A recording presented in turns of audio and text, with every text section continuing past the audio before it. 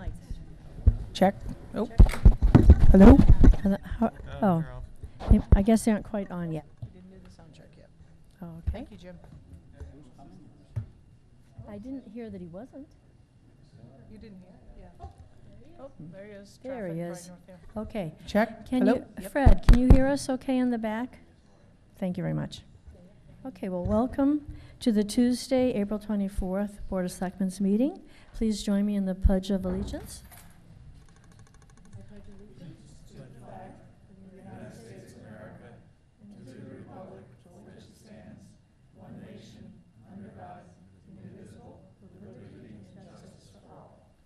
Thank you. I will read our agenda. We have vacancies, open forum. I understand Mr. Durrett wants to speak at open forum. We will not be doing the minutes tonight from March, from the 2 meetings ago. And we have a public hearing at 6:35 for an all alcohol license for A&D dining. 6:45, review of the non-union salary survey draft report. And 7:45, that one's going to take a while, extra duty policy and related cruiser fees, Chief Laurie. 7:55, request for a certification from the Board of Selectmen for the issuance of bonds from the town manager. 8:05, request to amend the classification plan to include a part-time electrical inspector and to approve the job description from the assistant town manager. 8:10, discussion and vote on adoption of four policies, open forum, nepotism, and fence mailbox policies. Actually, that's 3. 8:20, discussion and recommendations or a vote on the Spur House easement for Forbes Building Transformer. 8:30, reconstitution of the Hockomock Pond Reuse Committee from Selectman Emery. 8:40, discussion of on-street parking at the MBTA station from the town manager. 8:50, appointments to the Charter Review Study Committee, Selectman Emery. 9 p.m., set the Selectmen's agenda for their retreat upcoming. Then, as always, we have the manager's report, issues and correspondence from the Selectmen. And we've added an item that will be on each of our meetings from now on at the very end, highlighting items that we want to go on the next agenda. And then we have adjournment, no executive session today. So, Mr. Johnson, would you be willing to read the vacancies for us? Sure. For vacancies, Charter Review Committee, 3 members. Conservation Commission, 2 non-voting. Actually, Charter Review Committee should be 9 members, I believe. Yes. So 9 members. Conservation Commission, 2 non-voting associates. Country Club Operating Committee, 1 non-voting associate. Green Technology Advisory Group, unlimited membership. Historical Commission, 1 member, 2 non-voting associates. Housing Partnership Committee, 1 member. Recreation Commission, 1 non-voting associate. Sandra Pond Conservation Area Wardens, 2 members. And Senior and Disabled Taxation Aid Committee, 2 members. Thank you very much. Now, we have open forum, and I think Mr. Durrett wanted to speak, so you'll come on up. Now, we do have an open hearing that's supposed to start at 6:35, so if it takes more than 5, I may have to check and see if we have the people. Could have you come again after.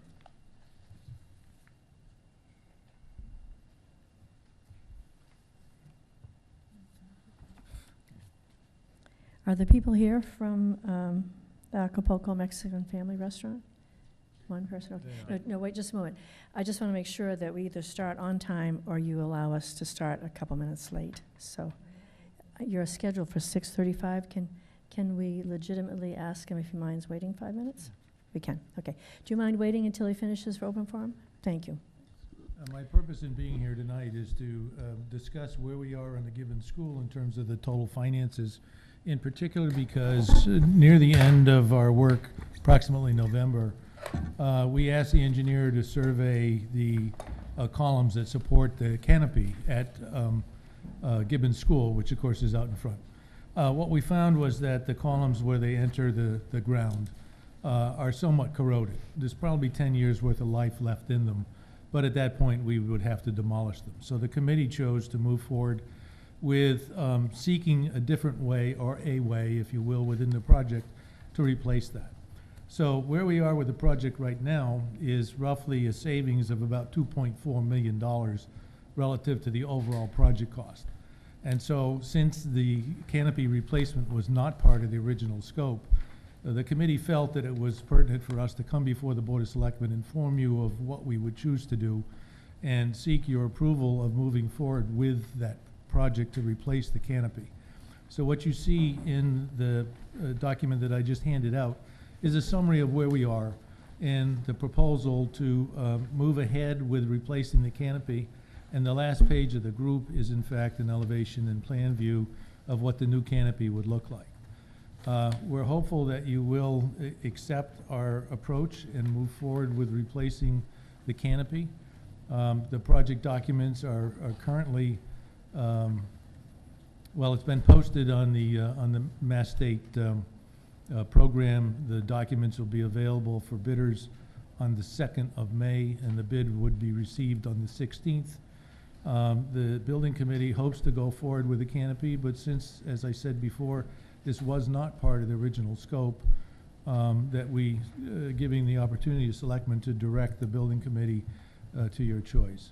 We believe that the cost of the new canopy, including engineering and construction, will be somewhere in the $700,000 to $800,000 range, which would still leave us a substantial amount of the current project savings to come back to the town. And so that's my purpose in being here tonight. I think you'll find a full accounting of the project cost, where we are, and a summary of all that information for you to make your decision. As I said, you don't have to decide tonight because we won't have a bid number until May 16th, but thereafter we would like to move quickly so it could be completed before the beginning of the next school year. Thank you very much, Mr. Durrett. That's it. I have a question for you, Jim. Do they need the Board of Selectmen's approval to add something in there? No. Okay. So, and we can't vote on anything without it being on the agenda, so we can certainly, give you our support or not at our next meeting, but I guess it isn't absolutely necessary. Correct. Okay. Yeah. But Thank you. again, we think it's pertinent that you have an opinion Yes, because I appreciate money's that. money. Absolutely. Appreciate that Thank very you. much, your transparency. Thank you. Okay. Steve, if I could just add something too. I mean, as the town representative on the school building committee, one of the reasons why we did this is, as you know, we spent a lot of money renovating the school, and Andy, who's on Reineck, yes. who's on the one of the residents on the committee said, we did all this work on the school, and when you drive by, you can't really tell that we did $26 million worth of work to the school.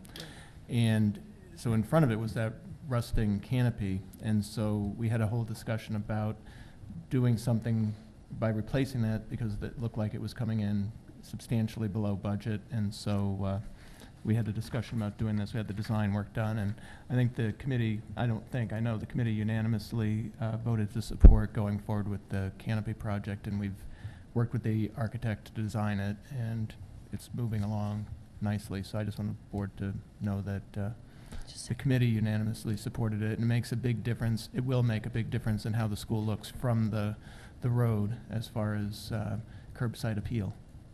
So is it for curbside appeal, or is it for No, it structural? serves a purpose as well. It keeps the kids out of the rain while they're waiting for school buses. So it serves a purpose, but it'll also be much more attractive than the rusting one that's there right now. But the current one has structural flaws that will have to be Yeah. replaced in the next 3 years maybe. So you're saying It why could not be- do it now while you Yeah, have? that's correct. It would Yeah. be longer than 3, but it Oh, okay. isn't probably longer than 10.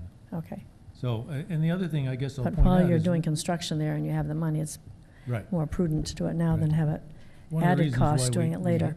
We have the savings as large as we did is because we did the modulars and moved the kids out so that during construction there was much more space for the contractor to work on at the same time. And that's part of the reason why we saved that. You'll also see in the accounting that we did include the cost of the modulars in the total dollars, and we still have the savings at this point of $2.4 million. Would you remind us when it was built? Because I was the first freshman class to go in there, and I'm now 72 years old, so it's been there quite a while. Oh, yes, yes. And of course, it's a high-quality school, which the MSBA recognized. You'll also see in the accounting that we got back roughly, I think it's $10.2 million from the state against the original $26 million budget. All right, thank you. Did you have a question? Yeah, so I think, Jim, you've already answered, but I'd like to hear from you, Steve, that there actually is a functional purpose. It's not just for decorative. The students actually do come out there. I'm only familiar with the Armstrong side. Yeah, they do, and of course, they line up waiting for the bus, and if the bus is late and it's raining, it's not such a nice place to be. Yeah. So, I mean, the purpose of the original canopy as well as this is to protect the kids from rain and snow and other weather issues that would occur. Hot sun, too. Okay, Okay. thank you very much. So we'll put that on our agenda. Thank And you. we can give you our support, I imagine. All right, may I have a motion for opening a public hearing? I'll move to open the public hearing for an all-alcohol license for A&D Dining Incorporated, doing business as Acapulco's Mexican Family Restaurant and Cantina, located at 32A Lyman Street in Westborough.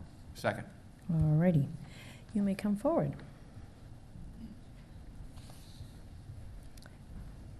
And please introduce yourselves so it can go into the minutes. Thank you. Good evening, members of the board. My name is Nicholas Felici, and I represent the applicant A&D Dining Incorporated. With me tonight is the owner and founder of the Acapulco's restaurants, David Brambilla, and with me as well is the manager, proposed manager for the restaurant, Cassandra Flores. Cassandra Forrest? Flores. Torres or Forrest? Flores. F.L. Flores, thank you. And by way of a little bit of background, if the board is looking for, this is a Mexican family restaurant that's been established for several years now in the greater Boston area. You might be familiar with a few of the original restaurants. I know people are Yes. shaking their heads. Very good. But nodding their heads. It's been a great 10 years or so since Mr. Brambilla came from Spokane, Washington to relocate to Boston area. And his family has had very, very good success in the local communities around, specifically Metro West and South Shore, and a little bit on the North Shore now. So they would like to bring that same family Mexican restaurant theme to the town of Westborough. We would be located in the Westborough Shopping Center.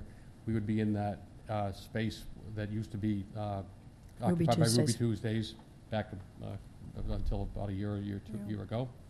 And we're looking at very minimal structural changes, as we indicate in the application. This should be something that should be very easy to do. There's no structural changes needed.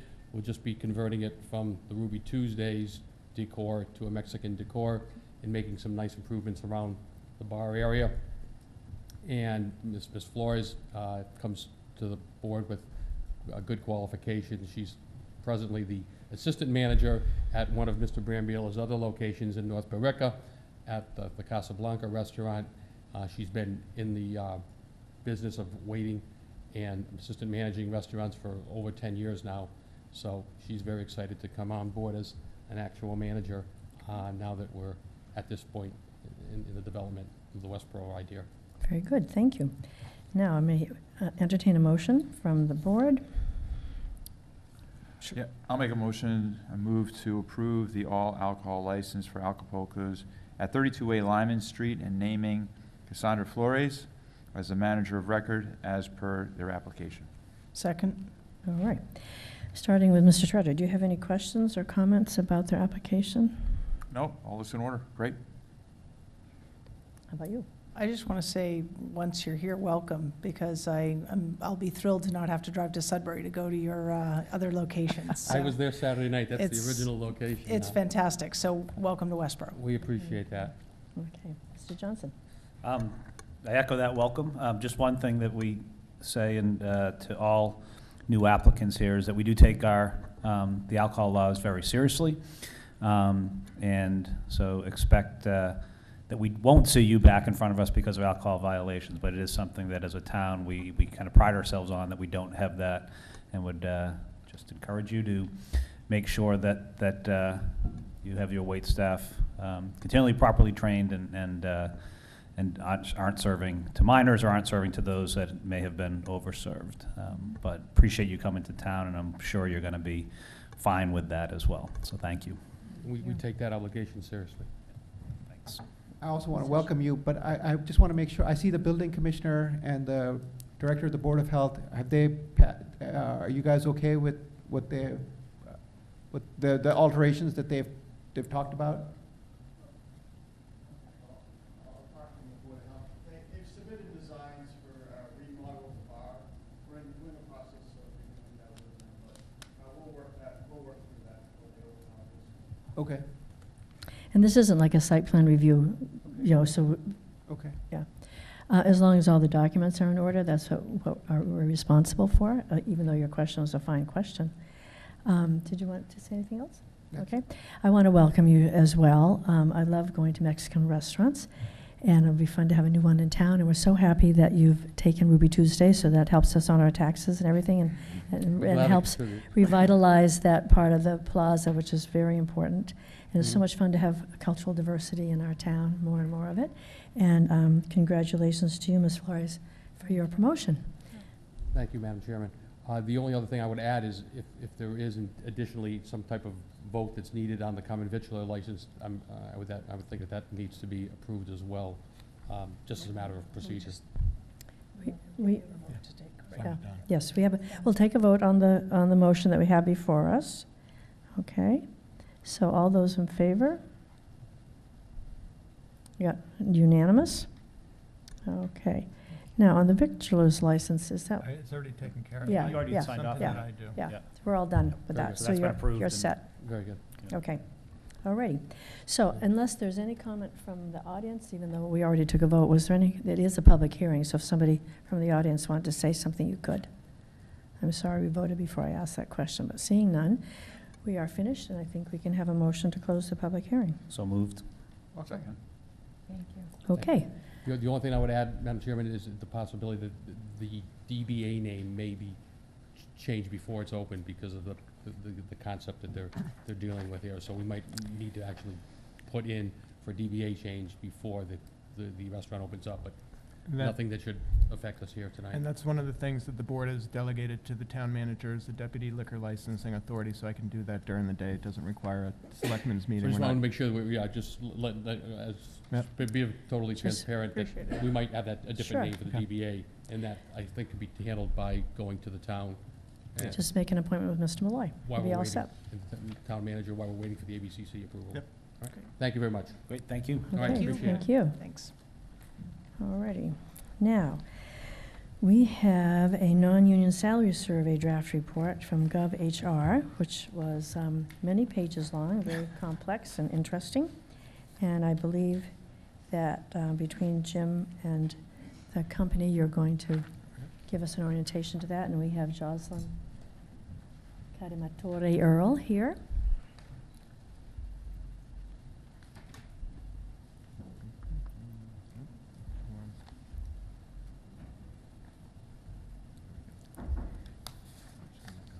Okay.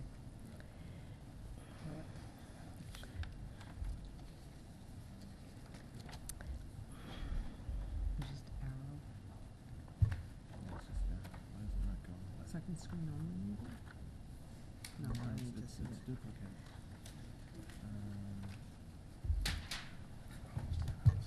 Okay, no, it worked fine just a minute ago. There, oh, Well, we- I made it go away.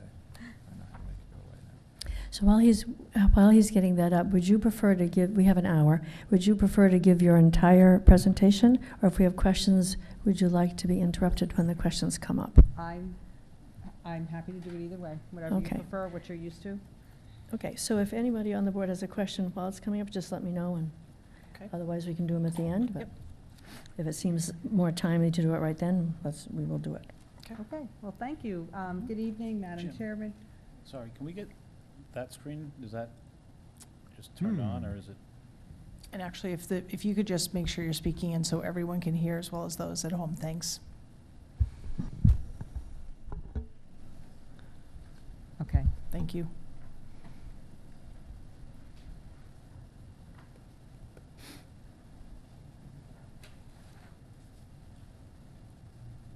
There it is. Very good. Perfect. Thank you. Thanks. Okay, all right. Well, again, good evening. I have to tell you, I have I had to pick up these glasses so I can see you without them, but I can't see here, so I have to take them on and off. I apologize. But good evening, Madam Chair, through you to the members of the Board of Selectmen. My name is Joellen Catamortori Earl. I am the co-owner and Chief Executive Officer of GovHR USA. And I'm happy to be here this evening to present to you the draft of your final report. So essentially, it is the final report, but I like to present it to you in a draft format in the event you have any questions. If there's anything you would like more information about, I can always modify it before it is actually finalized, okay? So just to start out, as far as what I'm going to speak with you about tonight, is generally what were we asked to do for the town. We did a modified job evaluation as part of the study, so we looked at your current classification plan to see if it still made sense in light of looking at the compensation information, made some recommendations about that, conducted a salary or compensation and benefits survey. In the report, there's a proposed compensation plan, which is in an open range format. We'll talk a little bit more about that, how you would go about implementing this study, how you would manage it in the future, and then, of course, if you have any questions, really feel free to stop me throughout.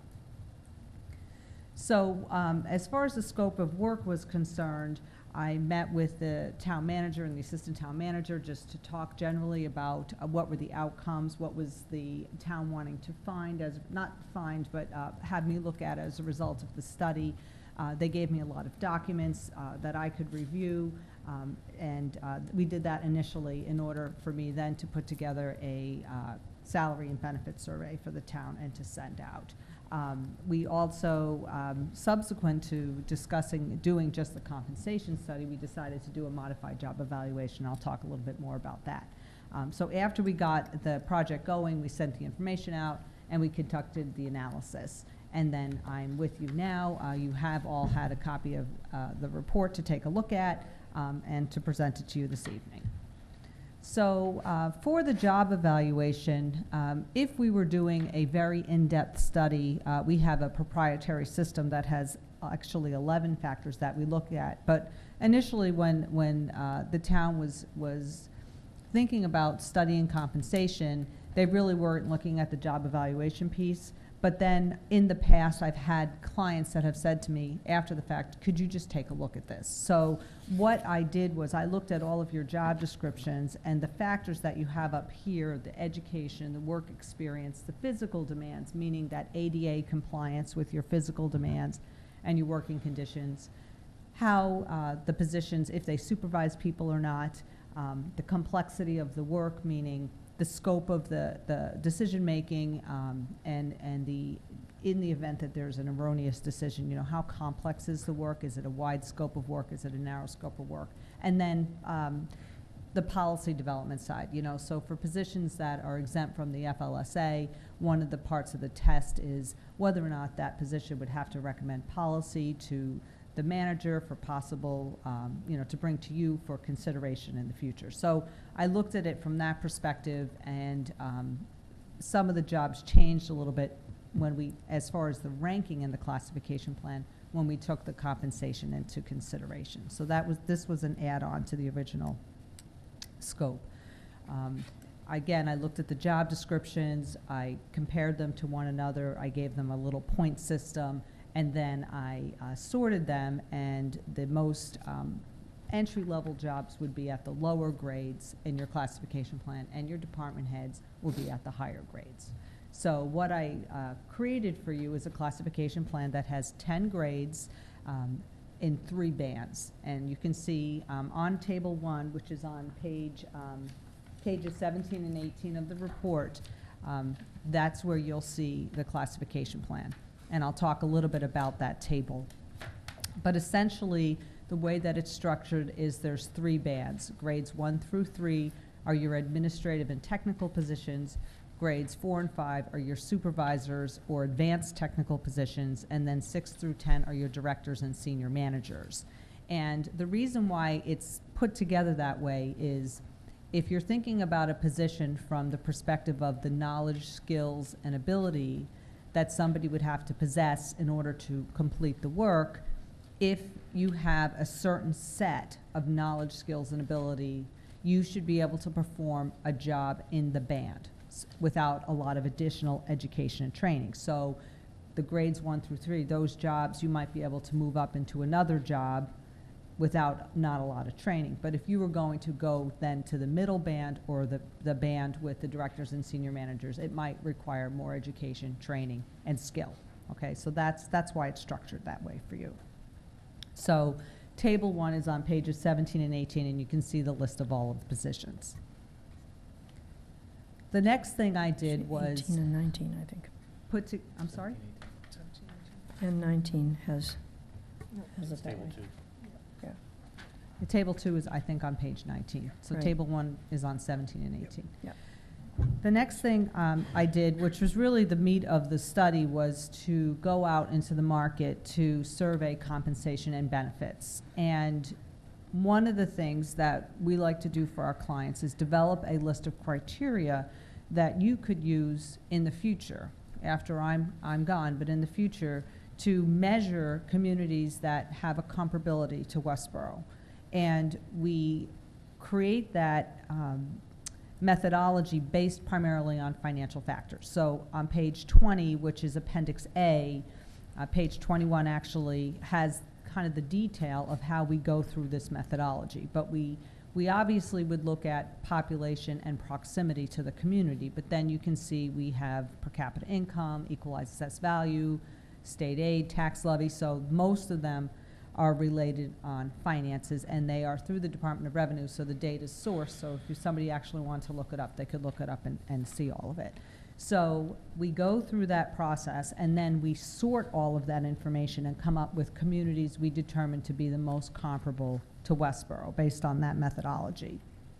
And the ones that are here listed from Acton and Ashland all the way through to Watertown, Westford, and Westwood are the ones that are most comparable to the community, okay? So that's how we do that. If you look on page 21, you know, the criteria that we list, you'll see that we have a range, which is Westborough's piece of data, and then the communities that have a piece of data that's very similar will score higher, and then the range gets wider and the score will come down a little bit. Okay, so then some of the tables that follow in that appendix are just, we sort it by alphabetically and then by your top comparable communities. So that way, if you were curious about another community that is maybe not on this screen, you could see how comparable it was or not. So there are always, you know, within a certain proximity and population, there will be a measure of comparability. The question is how comparable. So we don't always get 100% response, which everybody's busy. We try. And I have to thank both Mr. Malloy and Ms. Williams, because I can't do my work without their assistance. And one of the things that I tell clients up front is we do need a little bit of help. And essentially what we do is we put the information together, we ask the community to send it out and ask their colleagues for the information. It's much nicer getting it from a colleague than from a consultant. So they were helpful in prodding communities to get information back to us. Unfortunately, we had a few that didn't respond. We had 2 communities that we had information from another survey that we were able to import, which was great. So overall, we had about 81% response rate, which is very good. We're very happy if we get at least 75%. So you had a lot of data, and you know, if you look into the salary sheets, all of the information that's in there, as long as we have at least 3 communities that responded to a position, we can do some analysis. So that was very positive. The other thing that we looked at was benefits. So communities, you know, want to make sure that their benefits are on par. If you're thinking about attracting and retaining employees, it's important to see where you are in relation to the benefits. So you can see we looked at quite a few benefits for the community. The Appendix C has the detail. So if you were inclined to look at all the detail in relation to the benefits listed here, you could do that and see how they compare. But we did send that out as part of the salary survey. We were able to get that and take a look at it. And we really didn't find anything very surprising with the benefits. There's nuances to everything. Some communities may offer 1 day off more or 1 day less or something like that, but there was nothing really earth-shattering that I need to say you should be looking at this. As far as how we approach getting information from the different communities, we don't usually, well, we don't put a title on a salary survey and have a community respond to the title. We define the job. So that way, a community can say, okay, this is the job that they want. We may not have the same title, but this is what they're after as far as salary information is concerned. And you can see on the data sheets in Appendix C, if a community responded with a different title, we include that. One of the things to keep in mind is that we rely a lot on the comps, you know, the professionals in these other communities to tell us what other comparable positions, because they know Westborough, they know their own community, and so unless it's glaringly different, we usually take the data. Now, if you have a salary sheet that has a double 2 pages, let me find one for you. You might have a title that has, The assistant town manager had a edited page. does it say edited, the next Yes, page? yep. Okay, so that's an example of when there was data that we received that we didn't agree with. So if you have 2 pages in a row with the same title, the second page says edited, we highlight the data we didn't agree with, and you'll see on the second page it's removed. So we just want to be very transparent with you to say, we didn't agree with this, we don't think it's the same position, so we removed it. But again, we try to give the benefit of the doubt to the responding community unless we really know it's not the same job. So should we be looking at the edited one as more The edited one is the accurate? data that was used. Okay, thank you. Mhm. I just wanted you to know what we Yeah. removed. I wasn't quite sure from the description in here, but you've clarified that, thank you. Okay. The other thing is that let's see, the salary ranges are a much better gauge of the market value of a job. So sometimes in studies, we didn't have it in your particular study, but sometimes there's communities that only have actual salaries for jobs. Or you may see in some of these data sheets where the community gave the range and the actual salary.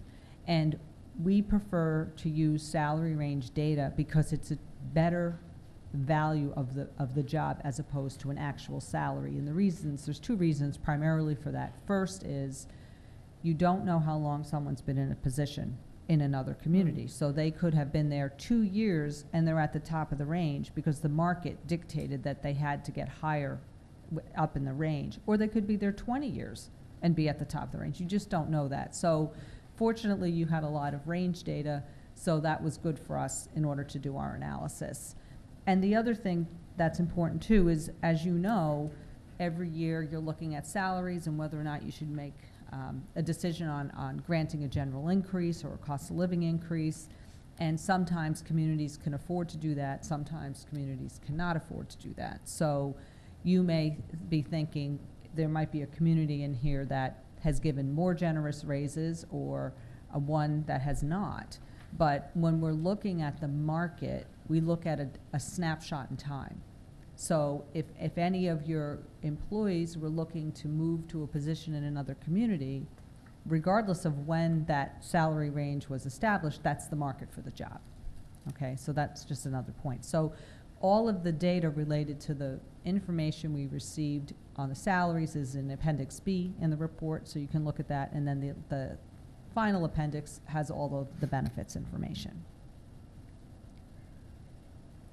So the proposed compensation plan is on page 19, and it was calculated at 2 different percentiles, at the 50th and 60th percentiles. And essentially what that means is we are looking at the exact middle for the 50th percentile, meaning 50% of the communities pay more for the same position, 50% pay less. At the 60th percentile, 40% pay more, 60% pay less. So for purposes of illustration and for your consideration, I was directed to give you options there. You know, if you choose to pay employees at the 50th percentile, it's in the middle. Now, that middle could be above or below average. So if you actually look in the detail on those data sheets, you can see sometimes the 50% is above average, sometimes it's below. If you go to the 60th percentile, it's usually a little bit above average. So that's just something to keep in mind.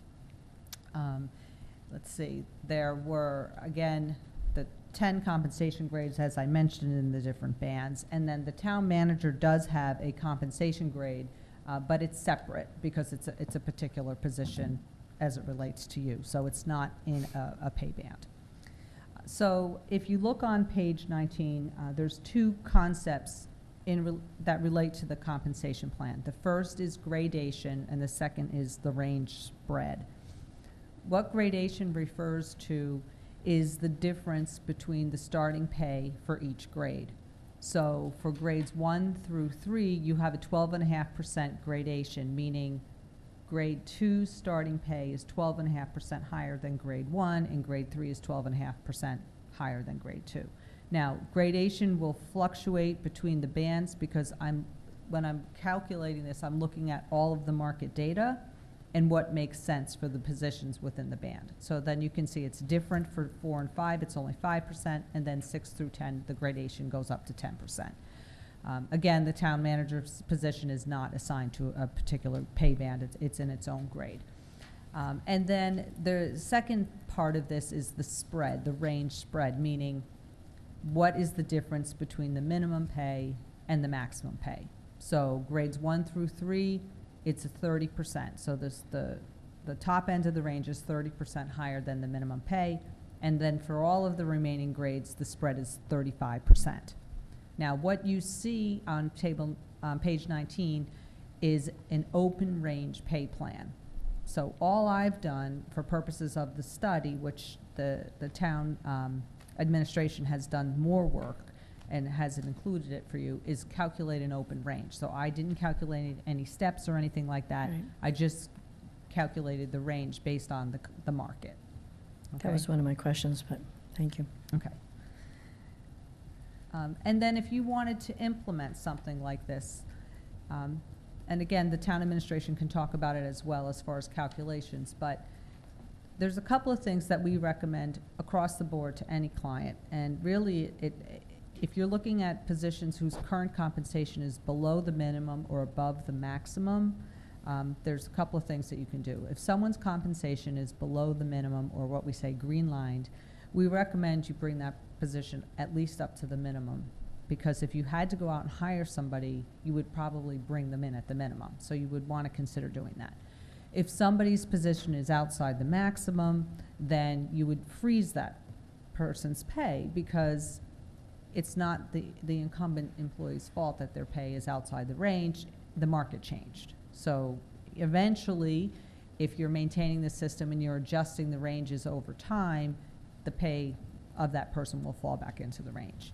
And then if someone's within the range, then they just get slotted in. And in the case of the steps, it's not as clean just going right into an open range, but you can calculate, putting them to the closest step without losing any money. And then on the benefit survey, again, these are the benefits that we surveyed, your salary adjustments, certification pay, your paid time off, what you're contributing for medical insurance, and some of these other benefits, just so we had the information for the town to consider in the future. And as I mentioned, all of that's in Appendix C. I wrote a narrative in the report that talks about the specific benefits, but really I did not find anything that I thought was of concern, either being overly generous on the town's part or that you should consider increasing. Everything was generally on par. There's nuances, but generally I thought everything was really good. And I do think, okay, just going forward in the future, so there's two sides of this.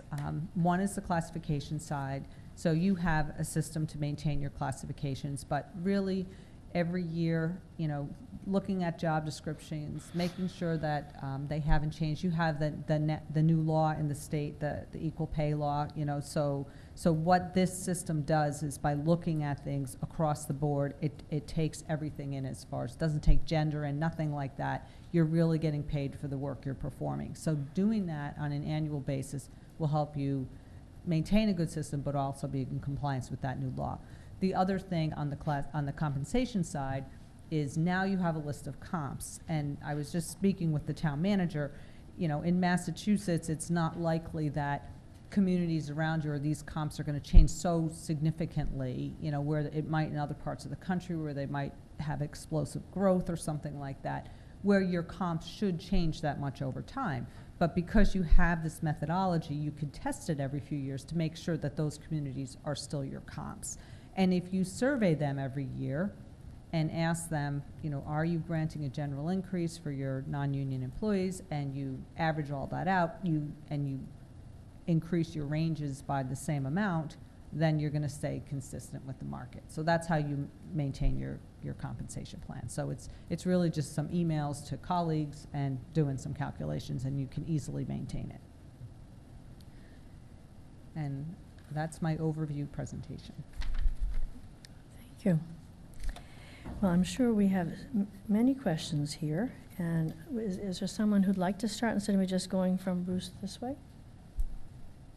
We can start here. I'll be Right. brief. I thought the report was very comprehensive, and what it provided was a really good, sound, objective benchmark that we can use going forward. So it's not guesswork and imagining what somebody else might be, what comparable rates might be in other towns or cities. So I thought it was terrific, and a good piece for us to use as a resource going forward. Okay. Thank you. You're welcome. All right. Are you ready for a question? No? Yes? No, I didn't have a lot there. I guess, was there any, the communities that didn't, the three that didn't respond, and maybe I should look at the town manager, I mean, any stories there? Is just, we just didn't get anything back from them, or? Yeah, that just happens sometimes. Some communities aren't great about responding on surveys. Others are. We try to whenever we get them, but other communities, I think, sometimes are, you know, I think Christy probably sent 3 or 4 follow-ups to some of these communities. So. The other question I had on that too was, in the past when we've done things, we've kind of done comparable community. I mean, I think this was help us. I don't think I was surprised by the communities because they're ones I've seen come up over and over. I think a lot of times we also, and there were some in here, but we use kind of all the surrounding communities just because people live in the same area. If they change jobs and they're living here, they may not go all the way to south of Boston or something like that, but they may go to surrounding communities. So I think we had some there. We didn't have all of the surrounding communities because they probably, something like a Southborough got ruled out probably because of some of the financial factors. But I guess, is that something that is included by other communities, or? Sometimes. I've had communities that have asked me to put their surrounding communities in, and then I footnote that they're in there, just so you know. So if you didn't have a lot of data, that's the Southborough, and I've actually worked with Southborough, but it won't make a difference because you have enough data. But for the future, it's something to keep in mind. And I would imagine, I haven't studied, I don't recall off the top of my head if they're in here as a comp. They might be on the list, but they may not be as comparable. Yeah. But you could certainly add them in and just know that, and even run them through this analysis to see where they'll be as far as comparability is concerned, because they would not hit with population, and the financial factors are different. Yeah, So. Oh, I'm sorry. Go ahead. I was going to say, looking at the report, the only 2 that aren't included are Upton and Southborough. And Upton scored a 54. Hold on, let me make sure I'm in the right column there. No, a 38. And Southborough was a 76. So they took anything that was 85 and above. So the other communities that abut Westborough were 85 and above. Syed? Madam Chair, you know, I always have questions, so if you don't mind, I'm intrigued by the fact that Belmont is on this list as a I was too. as a comparable community. But so is Hudson. Hudson's on the low end and Belmont's on the. So I was, that was just, Middle, that was just intriguing. I'm just curious, you must do this for a lot of towns, am I correct? You must do this a lot, right? Yes. And how many towns in Massachusetts, just as a round number, do you think you've done this for? Probably 6 or 7. 6 or 7? Okay, I'm just curious, if you, like, have you ever found a community in Massachusetts that overpaid their employees compared to the rest, or Can you think of an example? We It have some who are- depends, who it are paying depends, more. no, because pay philosophy is different. So Oh, when I mentioned the 50th and 60th percentiles, a community may want to pay at the 75th percentile, and they may be happy there. So if they were paying, if they decided to go to a different percentile, then possibly that could happen. But part of the conversation is pay philosophy. And so, no, I haven't, not in Massachusetts. In other states, I have had that situation, but not in Massachusetts. Okay. And then the other question I had for you was, is it possible, I'm technically, mathematically challenged, as the town manager knows. Is it possible for us to generate a graph of like a mode of, like the mode of the salaries and the median, of where that range is, as opposed to the 50th or 60th percentile? Is that like a graphic representation of where, are you following what I'm saying? Like, Yeah. like, so we could say that, for instance, Westborough is here and the other communities are clustering around us, or, Westborough is here, or, as a graph, would that be possible, or would that provide more information or not enough? It would provide different information. Mm. It wouldn't be the same analysis as this is, because the 50th percentile is not necessarily the median. And so you would have to, it would just show different information. I don't think it would be substantially different, but you could do that. Would it take a lot of work to do that, or? I'm Take some I'm not time sure to sit down how and it do would it. help us.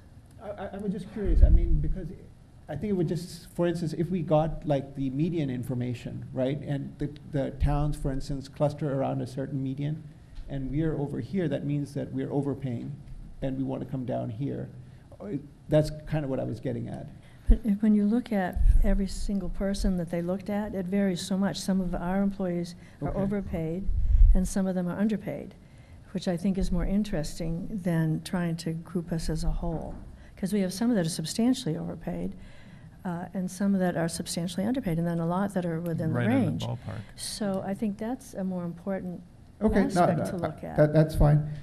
And the other thing is, when you do studies like this, there's always a participation bias. The towns, we talked about, there are certain towns that, and so I'm wondering, because you do these studies, how do you guard against the participation bias of the towns that actually do participate in this study? Because they may want to have higher, the people that respond to those to studies like this may actually want to have higher pay and want, so I'm just wondering, how do you guard against that? I think that generally we have a very high response rate, and, based on the comps that you have, you can see that there's a range of comps, and we work really hard to get information. So if we only had a few responding and they were the same few, I would be a little bit more concerned. What we do in order to incent communities to participate, and that's why we had a high response rate, is they receive a copy of the results of the survey. Oh, okay. So they only receive the data sheets. They don't receive your whole report. But when you're done, then I say, can I send out the information? And so that incents them to participate. Okay.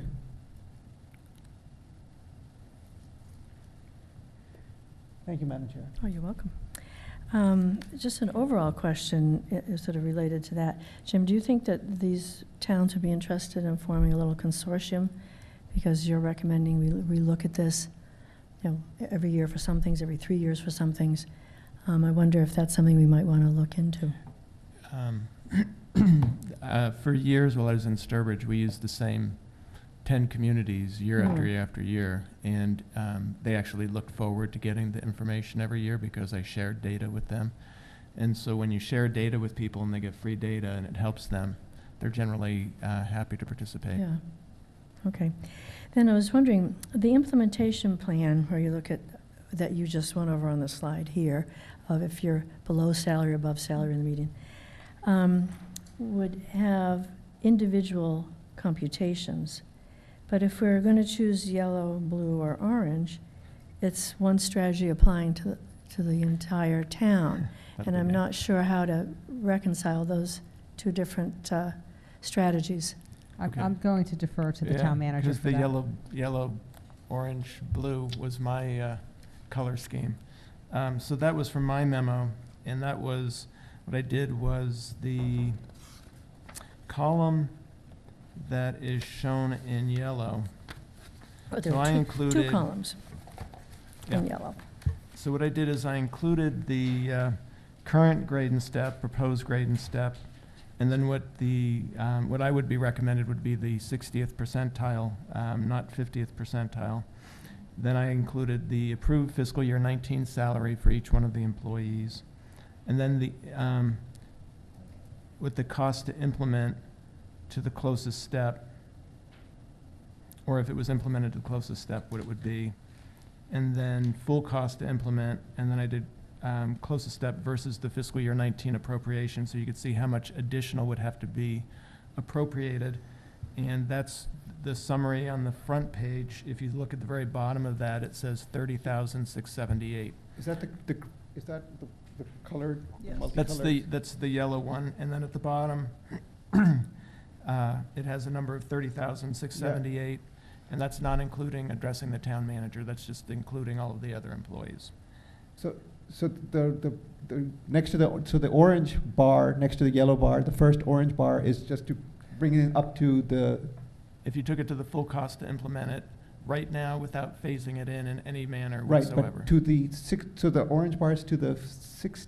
60th percentile, yes. The maximum of the 60th? Yes. Well, not maximum, but where they would be Okay. in the step. If somebody was in the 5th step or something, if you put them right back in that same step, because what you see in this is a lot of people will go from the 5th or 6th step down to the 1st or 2nd step. But if you put them just in the step where they would be, that's what the full cost to implement it would be. So does, excuse me, does the proposed grade step match any one of those columns? Or which one? It can only match one, the proposed grade step, right? Which is our second column. That would match the yellow column. That would match the yellow column. Yes. Excuse me. No, but to Syed's question, this whole graph assumes, correct me if I'm wrong, Jim, 60th percentile. Yes. So it doesn't take into account, it would be like a separate chart if it was based on a 50th percentile. Right, So but- the whole thing is based on 60th. 60, again, I'm sorry for being so dense. Yeah. So the first yellow, right, is The first yellow? the first yellow bar, Yep. right, Yes. that we see is The- to What the annual pay would be. the 60th percentile. Yes. Right? To the closest step at the Yes. 60th percentile. And the orange bar next to that is the cost to implement to get them there, right? No, that's the cost to go to the full, wherever they should exactly be if they went from where they are now to the same step. Say that again slowly. Okay. So if somebody is a step 5 right now, Okay. the yellow column may have them going down to a step 2. Let me find a good example. Yeah. A that'd good be example would be if you look at I'll pick on Christy since she's sitting right next to me. helpful. She is at maximum step right now. Okay. She would be going to the 2nd step. And so the yellow column shows what she would be at the 2nd step in that grade.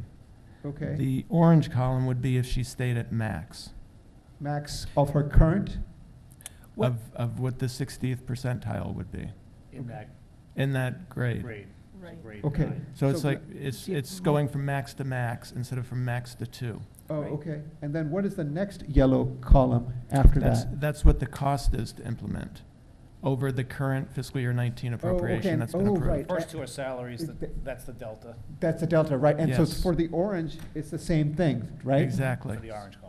Thank you. Sorry And about that. That's okay. No, And then that's the good. That the was blue very column, helpful. just to confuse you even more, Yeah. is simply taking what's in the yellow column and moving people who had moved down in their steps up one additional column or one additional step. Okay, so that's why that is So in more that case, expensive.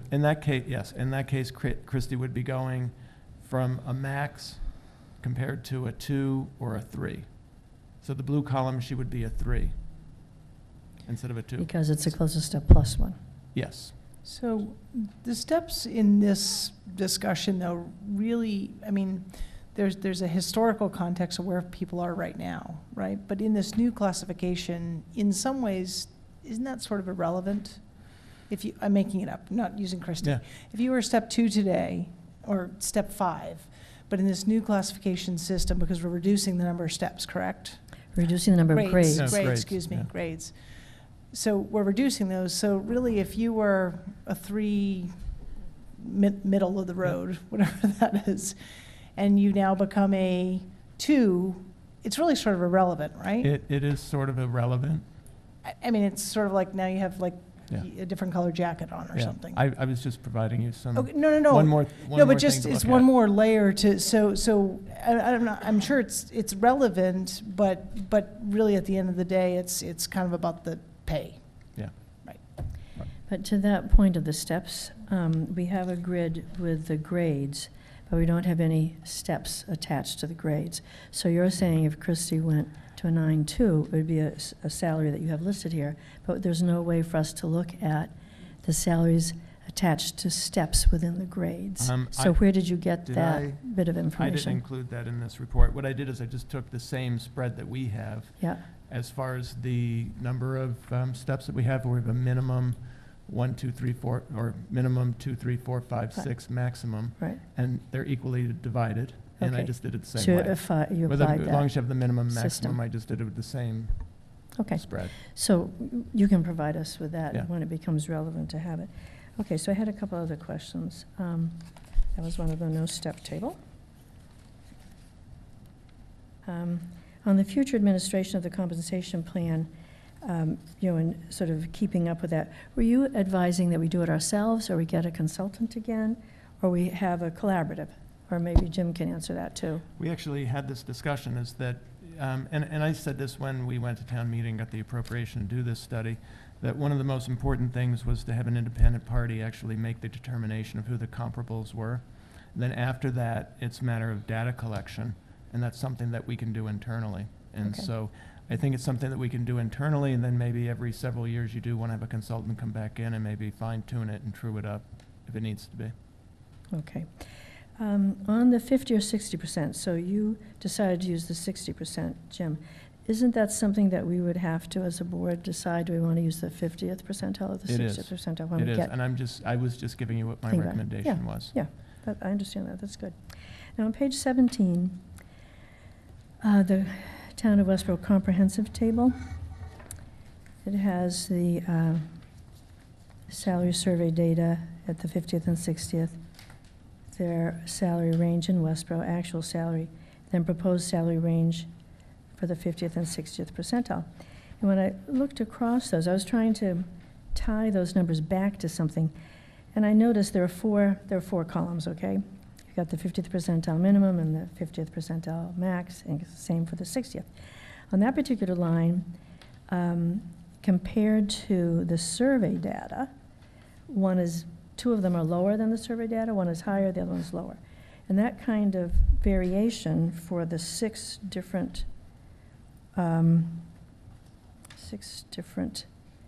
rows that have that information, there are 4 different variations, 2 of which are shared, 4 different variations on how they relate to the 50th and 60th percentile. So I was wondering why there was that sort of discrepancy, because it's not the same stuff, and I expected to see the same carried forward. So the way that the analysis occurs is, you're correct, you're doing 2 separate things. You're doing one analysis at the 50th and one at the 60th. So the numbers are calculated differently when I'm looking at the different percentiles. The way that I come up with the recommended range, so if you're just looking at. Proposed, on here it The says proposed, proposed- okay. I'm sorry, the Yep, proposed that's good. range. Just want to make sure I'm looking at the same thing. Yes, so if you're just looking at grade 10, you have 3 positions, the Director of Public Works, Fire Chief, and Police Chief. Right, What you don't see is, because it gets really messy, is I average I get the it now. information. I totally get it. In, Yep. and then So I that's why come there's up only with, one row with it. right. Okay. So it's not always going to match. And what you want to bring yourself back to is your internal equity. If you have determined that the knowledge, skills, and abilities needed for the jobs are appropriate to the grades they're assigned, then they should get paid the same. And so there is some fluctuation in the market, Mhm. but you don't have all of my math, but that's how I do it. That explains it And perfectly. that comes back to the Pay Equity Act. Yes, yep, okay. Then, my other questions are really related to very specific people's jobs, because it's not just a position, it's the person that's in it, and the recommendations, and I don't know if that's something that we want to go through right now, because there's a lot of questions for me for I'm sorry, so the that. question is, it's on the current people or the position? The real person. Yeah, And the recommendations on Jim's front page for those real people, and then looking at the different people's actual table that's in the detailed salary data. But I just have questions why I can give an example on Jim's, that the recommendation in our page, with the different colors, goes from Jim's current salary, the approved salary for FY99, to the max at the 60%. And I know that's going to be something that we'll negotiate, but there were others where I just didn't understand why it was either that much more or less in the, so I have specific questions about specific people in their positions. But maybe this isn't the format to discuss that. It may be something Probably easier to look we'd at be it line back. by line.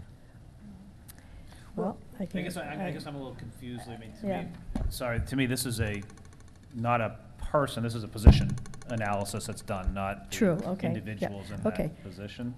But I think, Lee, if I'm interpreting your question correctly, in order to create the colored chart here, there was, it wasn't just a mathematical calculation, correct, Jim? I mean, for each one, you didn't sort of just do okay, here's the 60th, So let me see if I can pick an example that gets what Lee's trying to get at.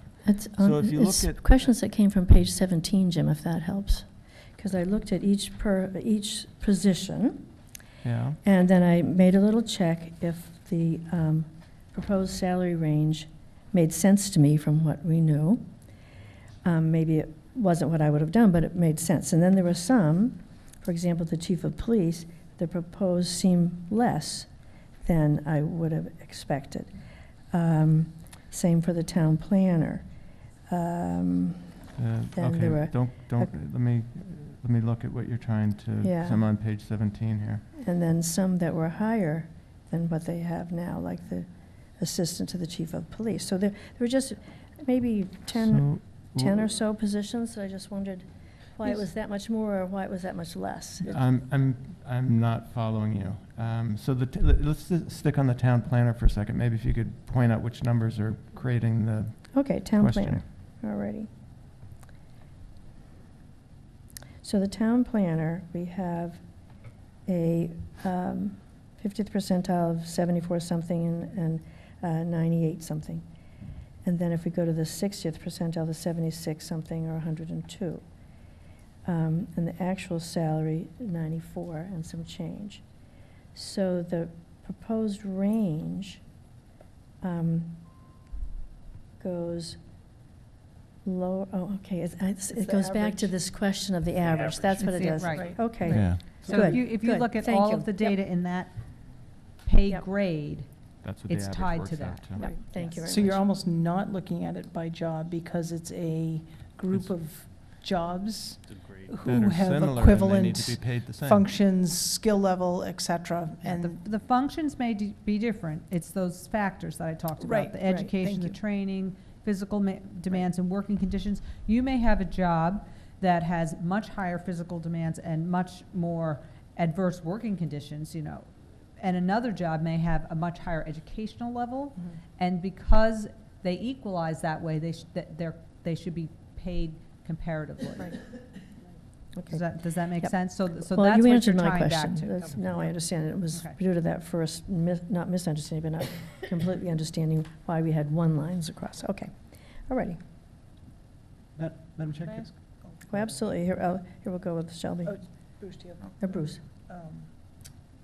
So can you clarify for me, how many steps are within each grade of the 13 in this, that's not In How our clear. many new one? steps in each grade? In the proposed, in what we're looking at, that's Does that remain the same? It stays the same, but in some positions, in the higher positions, I think there's 7 steps. In some of the lower positions, I think there's 5 or 6.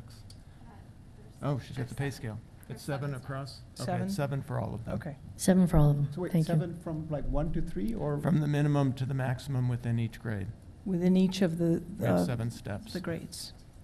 So like grade, like the. Grade 1 the has 1.1, 1.2, Oh, 1, or whatever it's called. okay. Step 1, step 2, step 3 within grade 1. Okay.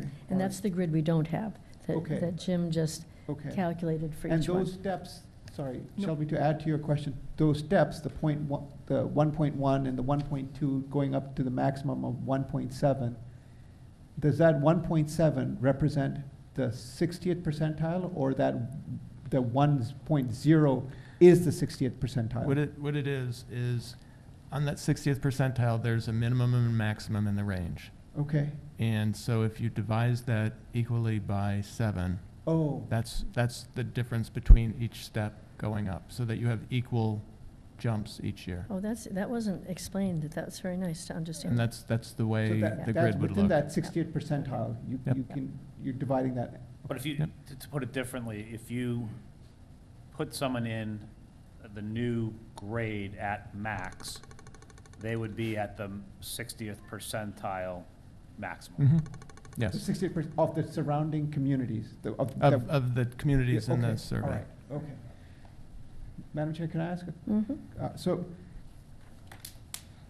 going back to the yellow and the orange, okay. Mhm. So for instance, if I'm getting paid $5, right, and the maximum thing for me, for my job is $10, right? The orange is the $10. Yes. Okay, perfect. And then what is the connection between, the comprehensive table that she had, which is page 17 that Lee's talking about? What is the connection between that and the yellow, the yellow and the orange line graph? If you were to look at the 60th percentile column, Or in the comprehensive table? on the proposed salary range, 60th percentile. Okay, The far right hand. Yep, that would be the 1, 2, 3, 4th and 5th columns on the sheet with all the colors on Okay. it. Okay. got it, 1, thank 2, you. 3, 4. Now, the 4th The is last- approved salary. So of the No. colored ones? Under the recommended 60th percent. Yeah. They're under the recommended So this 60th one, percent. Oh, okay. 189, I'm counting the 17, that's- position that's what it titles as a does. column. Okay. Okay. Oh, yeah, okay. Okay. Can I ask another Well, question? that's very helpful. Okay. Yes, absolutely. So, to Syed's earlier question, there's a lot of detail on here, and sort of, you've made us, you've spoiled us with your charts that sort of show Real plotting. easy things. Yeah, and I mean us by the town, so that's a good thing. And I'm wondering if it would be helpful once, and probably getting way ahead, I mean, because ultimately this has to be approved at town meeting, correct? Mhm. So visually, I think seeing it in something other than a chart and sort of clustering, Oh, yeah. yep, Yeah, okay. it's got to be different than in a chart. I mean, we couldn't show this at town meeting. Yeah, yeah. They wouldn't be able to see this kind of. No, I understand. Makes So no I sense. think I just don't want to lose sight of what Saya was asking around Yep. the kind of the Make it visual easy and- easy visual for town meeting to understand. I Right. could probably put together some sort of an easier visual than that table for the board to understand. It would be better, and I don't know if it would be better for the board to look at it when trying to determine what your Right. pay philosophy is going to be, to look at what Well, the 50th percentile would look like versus a 60th percentile. I could put some graphic Per grade. together to, I do would think that. it would be, I would think you'd do it by grade yeah, to make it simpler to look at, just so you're not yep. putting it together. Each Right. grade, you'd have a chart, 50th, 60th, Right, and see where right. the cluster. I think it. Right, 'cause should be this- great. this Yeah, could- and, just so that we can, some of us are, like myself, are visual, it's easier to understand and follow. Mhm. Well, because this chart, although extremely helpful, the first column in some ways almost becomes irrelevant in my mind because of the way you're combining the jobs under the classification. So whether you have a physically demanding job, and you're a grade 5, or you do have a different, if you're a 5, you're a 5, right, regardless of the type Yeah, of and I work, just so. put that first No, column in no, there so you it's- could see where people were Yep. right now with step and grade. I and- understand. No, fully grade and understand, step. but I'd almost rather be sort of unbiased to just sort of, this is the grade versus the roles Yep. in the grade. My other question is, you touched on it in the presentation, but if you could elaborate, if it's appropriate here, on the, let me get my right language here, defined increment plan versus open range merit plan? Right, Mhm. so what is on page 19, where you simply have a minimum and a maximum? Yep. That's an open range plan. What the town manager is talking about is a defined increment plan, which is a step plan. So, meaning there's defined increments throughout the range. So those are the differences. So if you had an open range plan, people just go in at their current salary and there's another mechanism to move them up. It's not an automatic step, which is what the town manager is talking about. The step plan is also called a defined increment plan. Okay, thank you. Sorry, I was confusing So that. the step So, plan is, go the- ahead, Shelby. But the step plan or the defined increment is, for lack of a better way to say it, every year everyone gets 3%.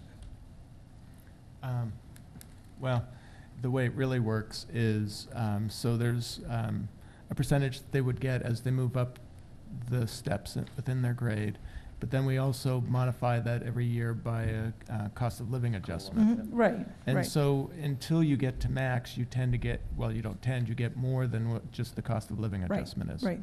But there's, correct me if I'm wrong, in the defined increment or the step plan, there's no performance component. Well, Yes, there they have to have is. satisfactory People have to performance. have a satisfactory performance evaluation to move to the next step. Let me clarify. There's satisfactory, but there's not incentive perhaps to overachieve No. or exceed. So Exactly. I can talk to that at length, maybe at another Okay. meeting, because Yep. while I was in Sturbridge, that was something that the community wanted, was a pay-for-performance, merit-based pay system. Mm-hmm. And it's a great thing in the private sector.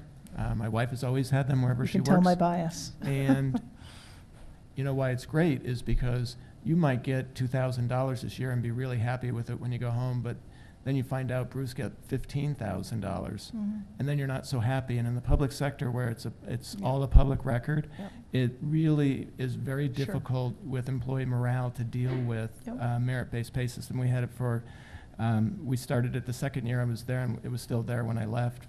Yep. You know, after 15 years, so we did it for a long time, but it created a lot of issues, I Okay. can tell you that. It's a Okay. very difficult thing to implement, and that's why I think a plan with steps in it that require you to get a positive performance evaluation to move up Yep. actually is better than what we had implemented there. Sure. Okay, thanks, Jim. So if I join Westborough, the town of Westborough today at a step 1, does that mean in 7 years I'll be a 1.7? You would be at the 7th step if you Perform if you satisfactory? performed Mhm. well, yeah. Okay. So it's one of the benefits of that. I thought you did a very nice job on the advantages and disadvantages of each yes. plan. But that provides stability. People know, that if Yeah, I do if a I'm- good but- job, I'm going to get this next year, so they can plan their own finances. And also, we can plan when we're looking at what do we have to put in our budget for next year, Okay. It's easier what for we can budgetary expect. And if my performance is, let's say, adequate, do I stay at the same step, or do I automatically? You would still move forward. It would be if you got a negative performance evaluation of Oh, any so, kind. so if I just show up and do an okay job, I'll go up a step? If you're doing your job. Yeah, and a lot of our jobs are that way. They're not Okay. particularly jobs where requires a lot of innovation, some of them, That's right. Okay.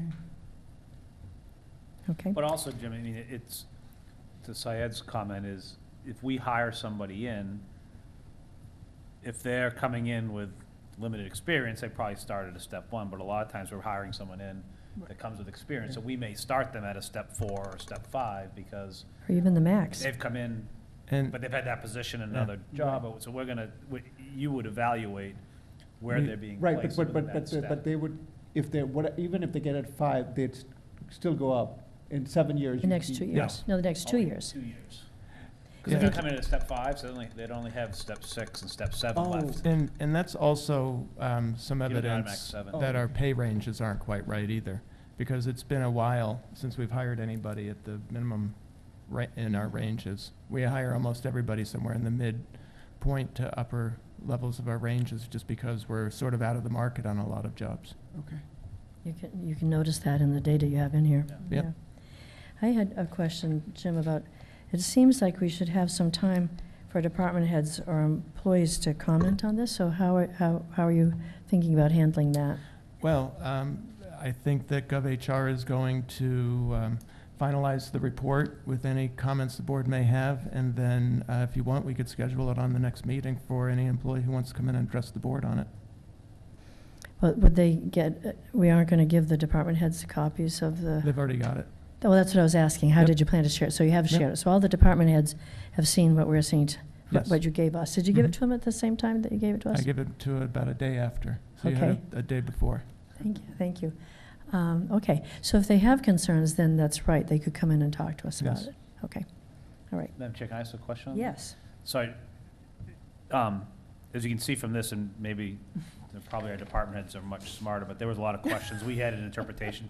Were they given a kind of presentation to understand the report themselves, or is No. that something that you No. and Christie could do for them or something? 'Cause I We- think we- it's, I'd love Very to good have, point. I'd love the idea of having them come in, but I don't want them to come in for us to explain it to them in a Yeah, open meeting. what we could do is we could schedule it after the next department head meeting so that we have an opportunity to discuss it with them. That'd be great. You know, and It's a good idea. To Ian's Good point, point. I think we should invite the employees to that discussion so that they can follow, because, I mean, I read this, again, I'm a little dense. It took me 3 readings and I'm still struggling to understand There's it. a lot of stuff and it's. Yeah, it was.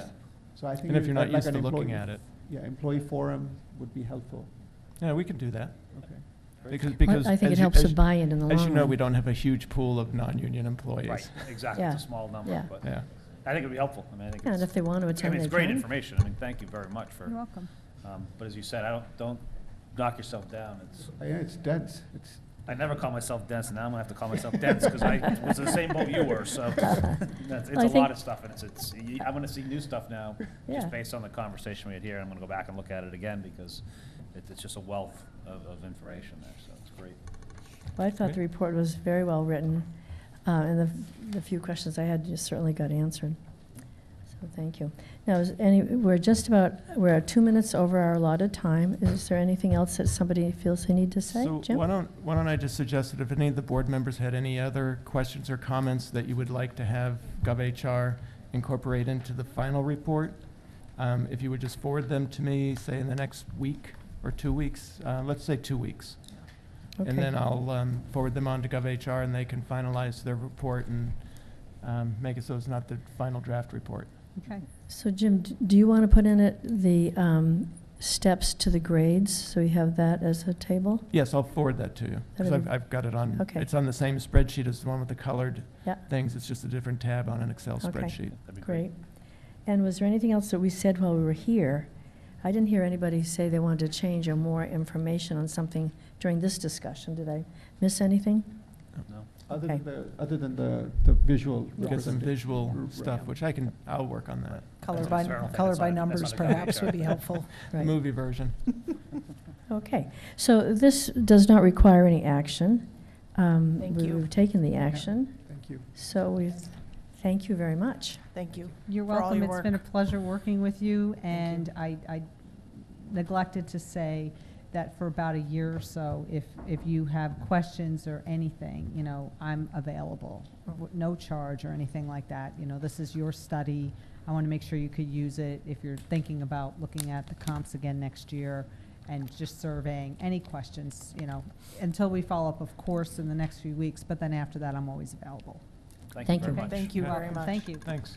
Okay. So now we are on to extra duty policy and related cruiser fees. We have part of our police force here.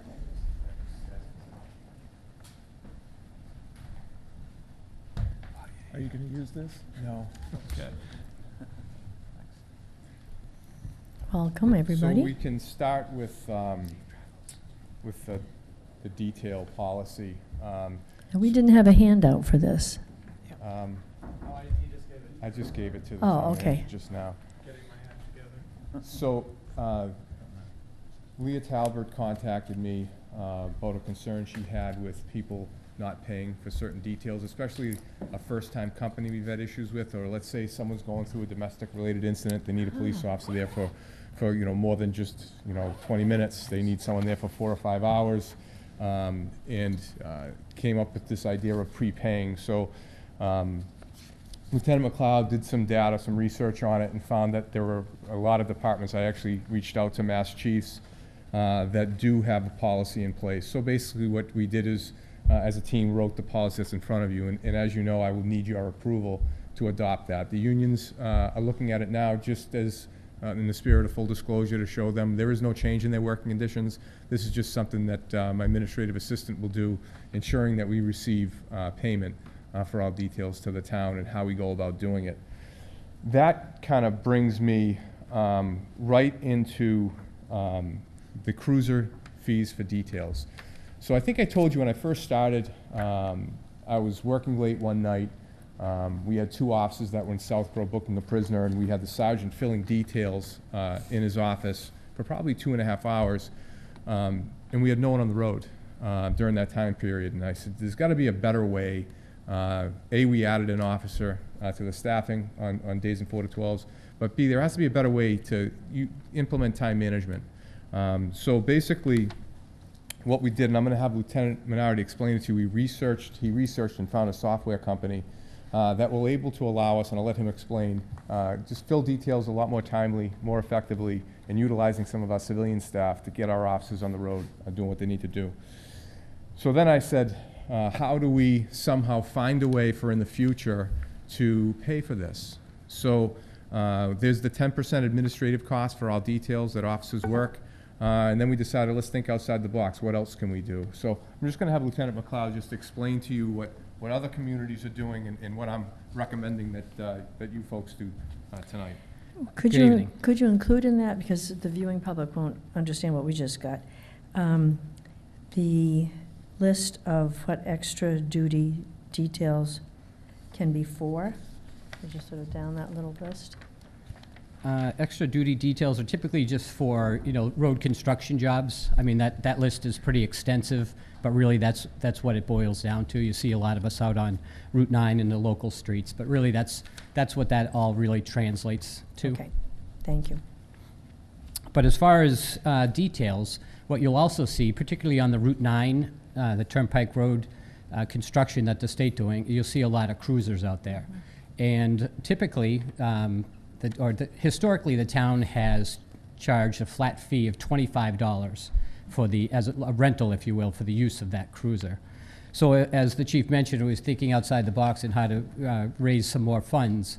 I called around to some surrounding departments to see what they were charging. And that list there, it ranges from a surrounding town that does not charge any fee whatsoever for the use of a cruiser, all the way up to like the FEMA reimbursement rate is $15.69 per hour.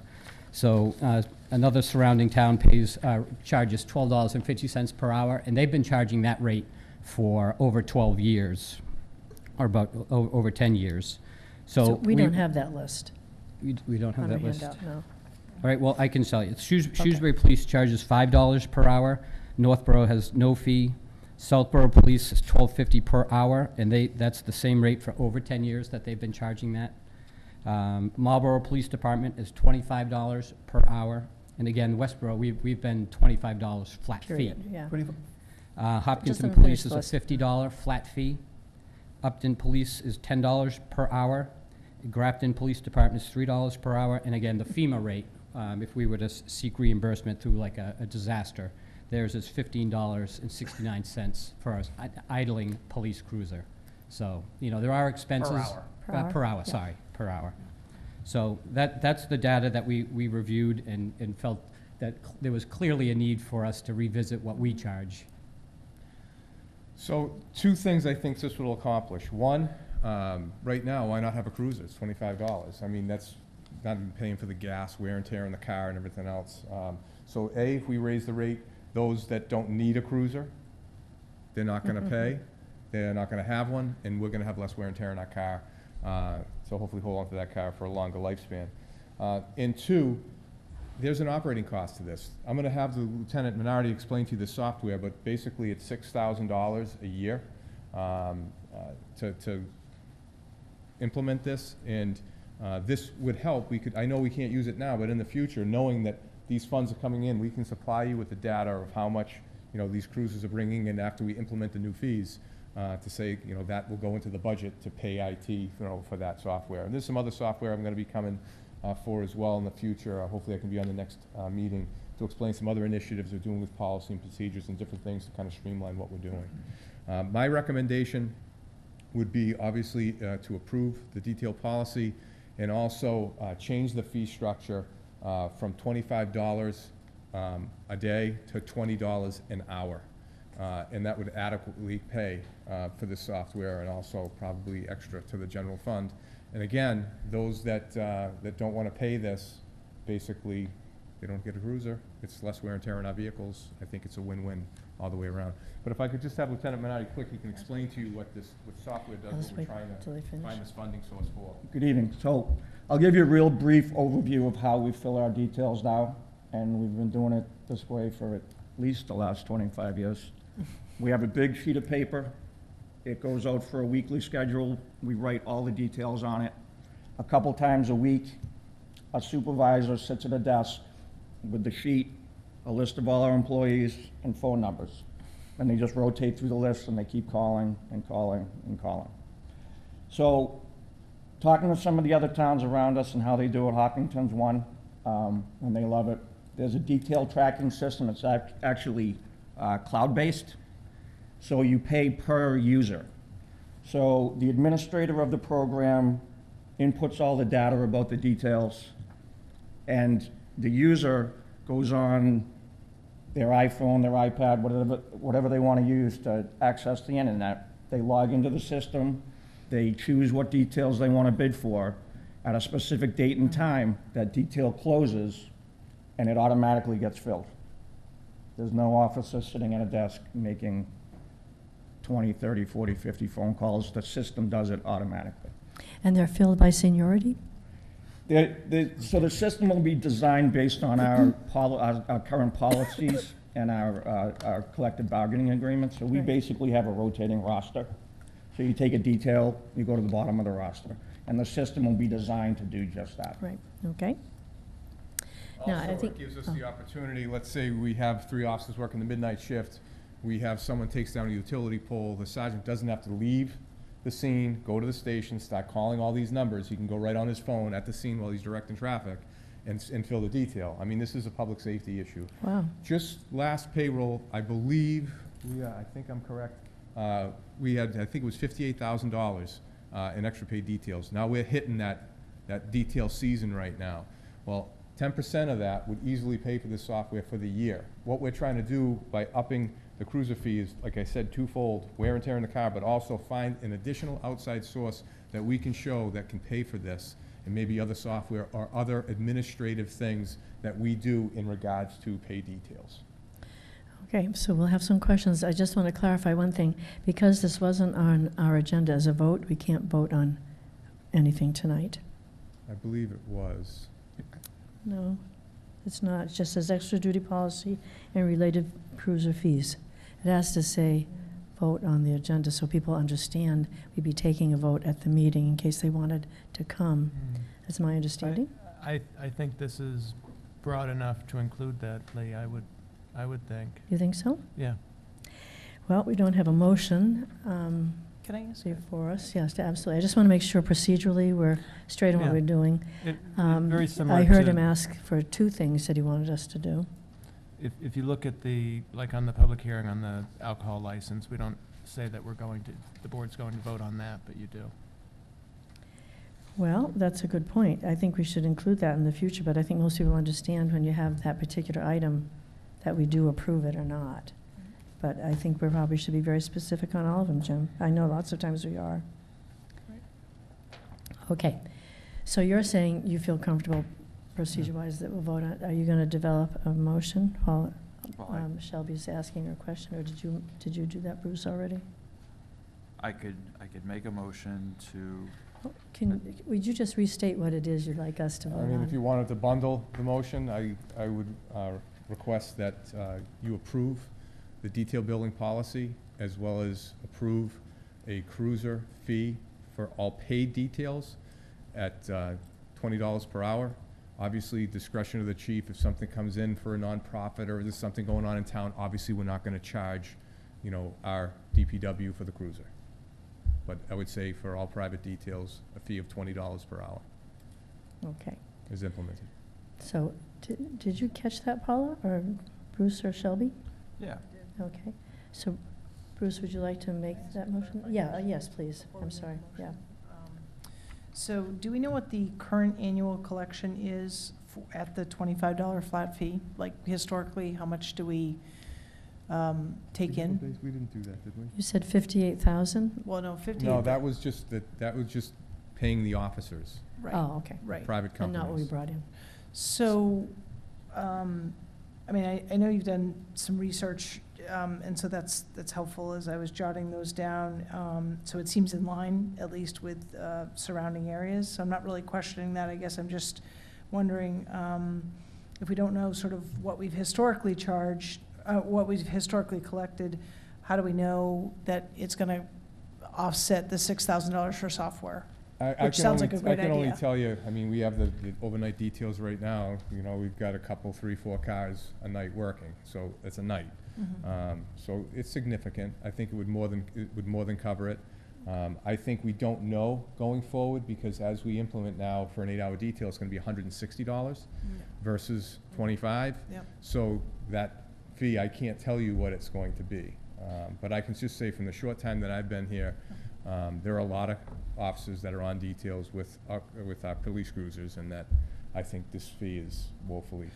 And for point of Well- clarification, is this, when you say so the $20 is for the cruiser and it's plus the officer, or So it's the all flat inclusive? fee rate right now is $25, and you have one of our cars, we gas it up, sitting on the side of the road, Okay. idling all day. Okay, The officers, the salary is them working the detail itself, and there is a 10% charge to Okay. have that officer there, that the town recoups that money. That money doesn't come to the police department, yep, that money goes to the general fund. okay. But So the officers and these actually, monies will as well. Yep. We'll have to next year, when we do the budget, try to say, okay, this is what we Sure. project in these 6 months. Yep. We'll have our busy season, our summer season behind us, and it should give us some clear data moving forward of what that account is. and just so everybody that's watching this realizes that the policemen's, the patrolmen's, or the officer's salary is paid by whoever it is that requested the duty. That's correct, So it's not a cost that we incur, but we get 10% on what we charge them.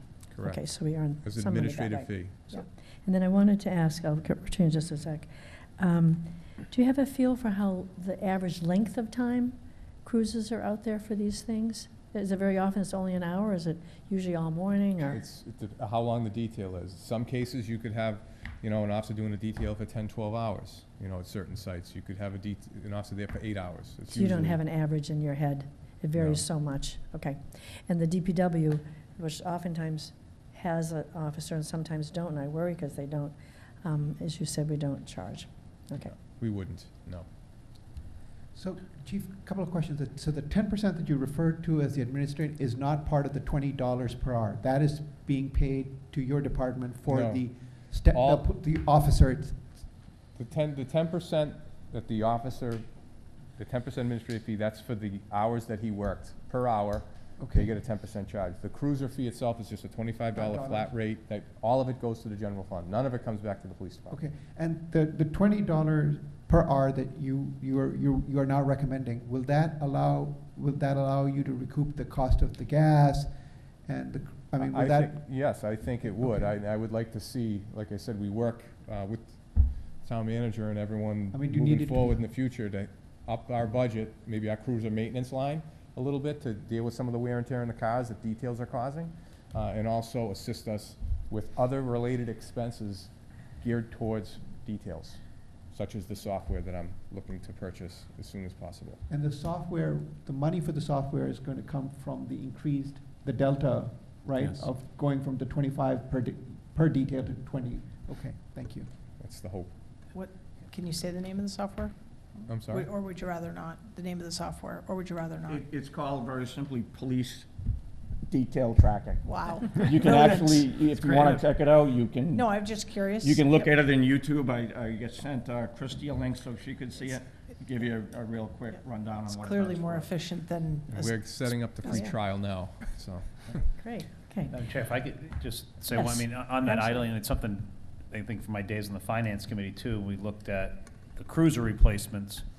And sometimes there's a question as, oh, these cruisers have, 85,000 miles on them, and why are we, trading those in? And we always said it's 85,000 plus all that idling Idling, time. And, so the cars are running a lot more than what their mileage. Do they And they're actually have driven, to idle? they're driven hard, too at times, we're going at a quicker pace, going to calls, they're trying to stop that speeding motorist. The other issue, quite frankly, is we're still figuring out now, we got away from the Crown Vic, that was a real workhorse 8-cylinder car. Now we're dealing with the Explorer, which is on a Ford Taurus frame, that's a 6-cylinder. So, we don't know, whatever we can do to extend the life of that cruiser and take some of that wear and tear off, that's what we're gonna do. So Chief, do they have to always idle because they have to be able to speed away any second? Well, or- that too, and usually their blue lights are going, Oh. and, So they have to idle to have the blue lights they going? have to be idling. Interesting. Maybe they could change that in the cars. Anyway, normally we have the motion and then we have discussion. Now, are you finished with discussion and we'll have the motion? I'm glad to make Okay. a motion. Bruce? I move that we approve the new police detail billing policy dated April 24th, 2018, and also approve a revised cruiser detail fee at $20 an hour for private details, and also allowing police discretion to waive that fee regarding community events. Have a second for that? Second. Okay. We're finished with discussion, so we're ready for a vote. All those in favor? Thank you for your Thank you clear very much. presentation. And you Thank you, kept us Lieutenant. just about on time, so that's very nice. Can I just ask one? Chief, just one thing before you, with that software, I mean, is that something you will be going ahead and acquiring now as a department, or is that something that you're putting in? We're basically, I'm tracking payroll right now. I'm hoping to come before you in May and to tell you that I'll have some funding because we had those open positions to transfer. Okay. This is one of Catch those that. costs that I would like to see done. So before I ask you, for the money out of another area, I'm gonna see if I can find it within our budget. Perfect. Thank you. But we're hurting expense-wise, so I'll be before you. Thanks. Okay, all right. Thank you very much, Chief. And thanks for our lieutenants being here. Okay, now we are up for request for certification from the Board of Selectmen for issuance of bonds, the town manager. So for the bond issuances for some various items approved at town meeting, the board needs to provide some certifications for bond counsel, which I've included in the vote, recommended vote for the board. First, the board needs to certify the useful life of the high school security cameras. Under Mass General Law, Chapter 44, Section 7, Paragraph 14, the estimated life for bonding purposes for electronics like that is 10 years. And I also had asked Steve Durrett for an estimated lifespan, and he also said 10 years. So I'm recommending that the period of the board certifies the borrowing as 10 years. Second, the board needs to certify that neither the land off Mill Road property, God, that's written poorly, the land off Mill Road will be leased, managed, or otherwise committed to a third party. This obviously is not part of the plan or vote of the town meeting, and so I think the board can certify that as well. There was some more votes that the board may need to take on 231 Turnpike Road, but I had several questions for bond counsel, and so we've put that off for this meeting. So I just have a recommendation that the board certify the lifespan on the high school alarm system to be 10 years and further certify that the portion of land at 10 Mill Road will not be leased, managed, or otherwise exclusively committed to a third party or sold while there are outstanding bonds. I'd make that motion. Second? Okay, so we got a motion and a second. Any discussion? At some point, I'd like to know about the whole, maybe we could have in a retreat or how we sell our bonds and to who, but that's not for here. Sold at auction. solar auction? It's through a bid process. Okay, I'll talk to you after. Okay. And the treasurer, our finance director puts that out to bid, right? Our fiscal advisor and bond counsel do it. Oh, okay, thank you. All righty, are we ready for a vote on that then? We have a motion and a second. All those in favor? Okay. And that doesn't quite get us up to our schedule, but almost. Well, actually, it's only 1 minute. Okay. So now we have a request to amend the classification plan to include a part-time electrical inspector and to approve the job description from our assistant town manager. So I'll present it, but Fred Leonard, our building commissioner, is also here if you have questions. As the board's aware, we have a contracted position for our electrical inspector services. That contract is due to expire on June 30th, 2018, and the building commissioner is interested in creating a part-time electrical inspector employee position. This would give him more control over the work schedule and just the work that he's doing day to day. So I've presented to you a part-time electrical inspector job description, which I worked on with the building commissioner. We're also proposing that this be added to the classification plan as an H7, which is what our part-time building inspector also is. The contracted position is budgeted in FY19 at $45,590. Even if we were to bring on this part-time person at max, it would be about $31,000 in FY19. Because it's a contract position, it's budgeted in our expense line, so we would have to ask town meeting in October to move the money into our salary line to pay the employee. Okay. But this would be effective July 1st. All right. Can I have a motion, please? I'd like to make a motion to amend the classification plan to include a part-time electrical inspector in the building department, grade H7, at 19 hours per week, and further to approve the proposed job description for this position. Thank you. So we have any questions? I'll start with Syed. And Oh, we just second. had- Yeah, we do we have a just second? discussed Is this. there a second? Second. Oh, okay, thanks.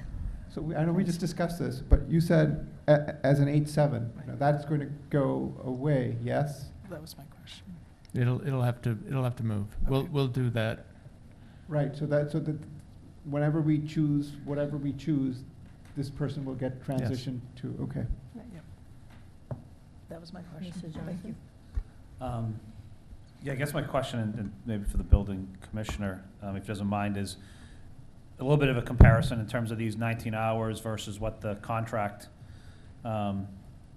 inspector is doing today. Are the hours comparable? Maybe just a brief update on your part. I think if you notice on that too, that Ms. Williams included a caveat, that right now I don't have a good feel of how many hours the present electrical inspector has or spends. So we've started at 19 hours and we'll adjust it accordingly if we have to. Okay. So I don't have a great feel on how many hours a week he spends now, because we don't track that. Because it's a contracted position, there's actually no requirement for a minimum or maximum number of hours he spends. Really? And I haven't spent enough time with through our busy season yet to see how that tracks out. So presently now, the contracted service, Mr. Orlando spends 4 hours a week in the office, and the rest is just on inspections and as required. Okay. That's his report back to you, how much time he spent. No. Yeah. So this will be much more accountable. Oh, absolutely. Yeah. We had a little, wasn't a Well, perfect situation before. Right, so just so I'm clear, so 19 is an estimate at this point, Correct. right? And is that standard in contracted services, or does it vary by contract that someone wouldn't be required to report hours, or it's just 45,590 regardless of how many hours are provided? That seems odd. It's the way his contract has been forever. It's Okay. to provide the service, and that's it. Whether he works 10 hours a week or he works 40 hours a week, he gets paid the same amount of money. Glad we're making the change. Yes. Bruce? Nope. Okay. All set. So, obviously, for the viewing public, there's no benefits attached to the 19 hours. If it goes up, there will be, so that's our full cost that you're proposing right now. And I did just check, because I was wondering how that lined up with the average certified electrician's salary, which I found to be about $51,000, or a contractor or journeyman electrician, which is about $60,000. So at 30, it sounds like it's right in the range for us to be able to recruit, even though it doesn't have benefits. And I was a little concerned about, are we really going to get somebody who can match that job description Well, with no benefits? What'll happen is you'll get a electrician who maintains his electrician's business, but he just won't be able to work in the town of Westborough, or she. Okay, thank you. Okay, so we have a motion and a second. Any further discussion? All those in favor? There you go. Okay. Now, we have discussion and vote on adoption of open forum, nepotism, and fence and mailbox policies. And Jim wondered why we hadn't voted on the open forum before. And I remember saying what I really liked the policy, but somebody said something about it wasn't done, or there was one thing missing from it or something, Yeah, and that's why we didn't vote at the time. Yeah, But I don't remember I would have to why. go back and look at the tape, and I didn't have time to today. So it doesn't make any difference. We've got it in front of us now. I think if I recall too, there was disagreement on the board about Having a formal having open forum policy. at all. Yeah.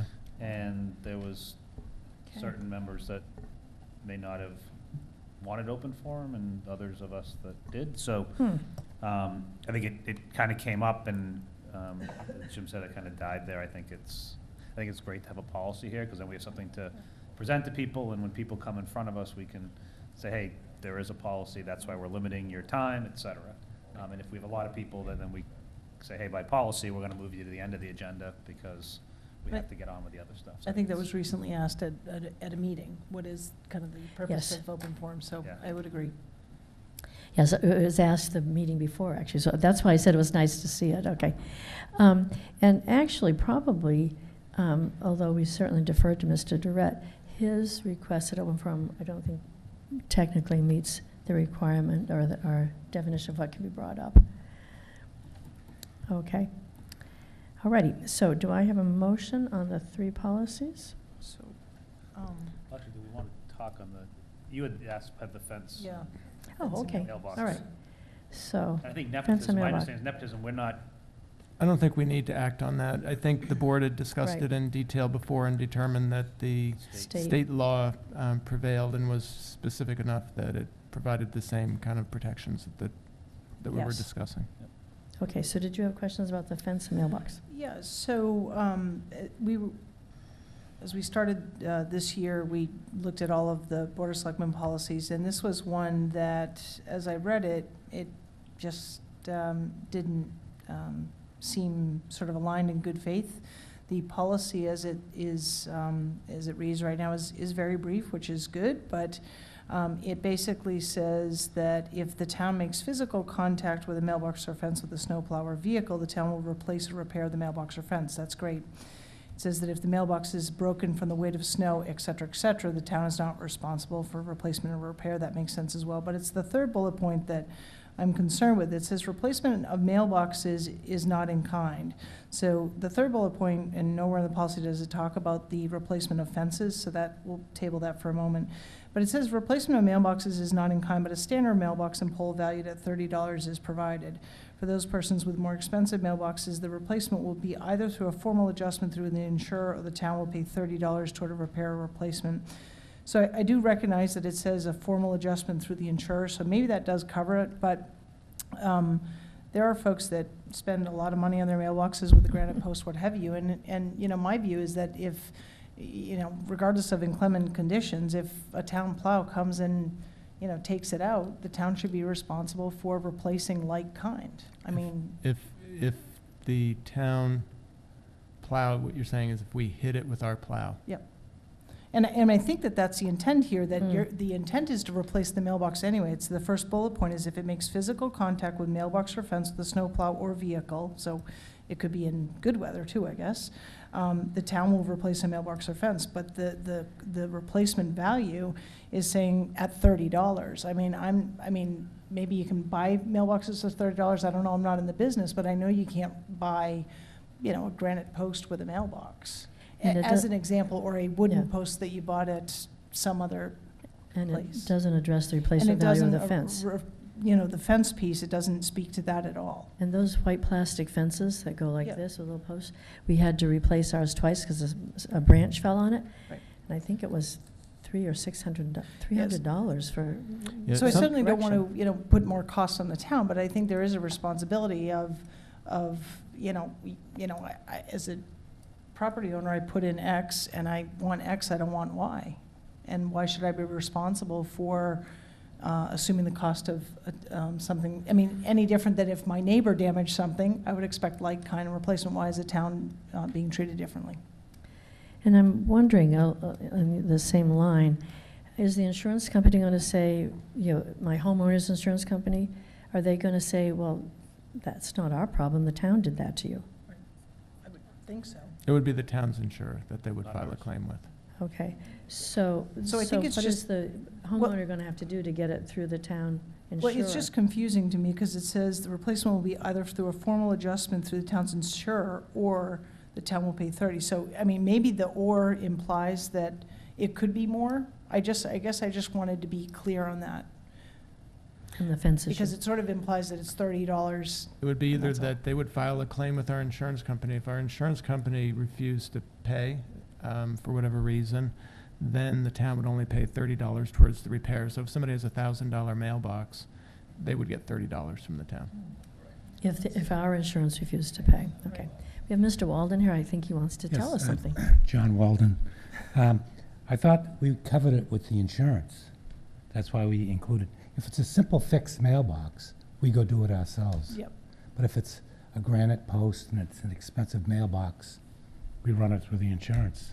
Has the insurance That's always the paid intent. in your experience? It's not to leave anybody out, Okay. but we don't budget $500. No, I understand, and I know we're not in the business of replacing mailboxes. I just wanted assurance. As I read it, it sounded a little gray, and having had personal experience, not in this town, but with insurance companies and claims, it's not a fun process. So I just wanted assurance, that the town's insurer acts in good faith to replace that Well, they like do. kind. They So do. what's your experience been? Because it specifically says in the first part, I guess, so maybe the motion that it is replacement of mailboxes is not in kind. So That's if we replace them. Well, and that's why it's channeled to the insurance company. We fix it in kind. If it's just a plain regular mailbox, Mhm. Right. we go do it. Right. It's Yeah, easy. no, and, But when you get into the fancy mailboxes, right. where to buy them, who's going to put it in? Sure. I What wanted did the it green really one, not the cost? white one, right. Right. So Right. this came up it was right after within the first year I started here. And it came up because we knocked down a lot of mailboxes from the weight of the snow. And so we took a look at what some neighboring towns Right. had as far as policy goes. And this policy absolutely is a mirror of the policy in the town of Shrewsbury. It's verbatim from their policy in 2010. And the one thing I can say is that we occasionally do have to put in claims with our insurance company. I can't think of any time since March of 2010 that we've had anybody even contact me saying, hey, I had a granite mailbox and it wasn't replaced to my satisfaction. And we've certainly never had anybody come before the board on that. Okay, so what about the issue of the fence, where we have $30 on the So mailbox, that but would- nothing that for would fencing? That would always be through an insurance claim. Okay, so we We don't have wouldn't- to have a mailbox. Policy should be updated to reflect that. I mean, I agree. Yeah. It should say something about fences, since the policy does say Yep. town's policy in regard to fence and mailbox damage, and there's nothing mentioned about I can- fences, so that could be. Maybe up- it just says I can redraft We should- that. for those Okay. persons with fences or more expensive mailboxes and replacement. Yep, I'll redraft the Okay, policy. so I think we can let that one go, and then the only one that we want to vote on is the open you, John. forum. Thanks, John. Thanks very John. much, Mr. Walden. Do I have a motion on the open forum policy? Yes, I'd like to make a motion to approve the open forum policy as drafted or as presented on today's date, April 24th. Okay. Second. We have a motion and a second. And do we need any more conversation on that? No. Okay, all those in favor of the open forum policy? Okay, so we have 5-0. Alrighty. So now we are down to our next agenda item, and we are on time.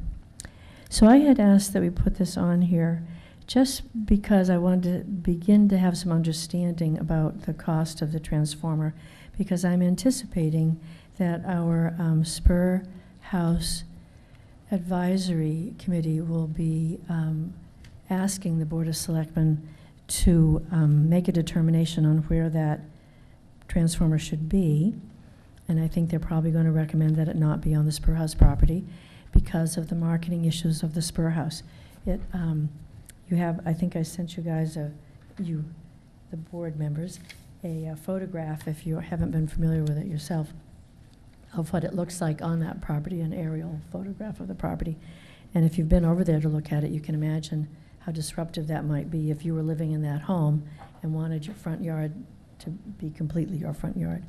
So I think in terms of marketing, that committee is going to send us a formal request to vote on this or make a recommendation. So I thought it might be helpful for us ahead of time to get some background information on the three options that there could be for placing the new larger transformer and what it would cost versus putting it back where it is now. So Jim had given us some information, and perhaps you would like to present those options, Jim.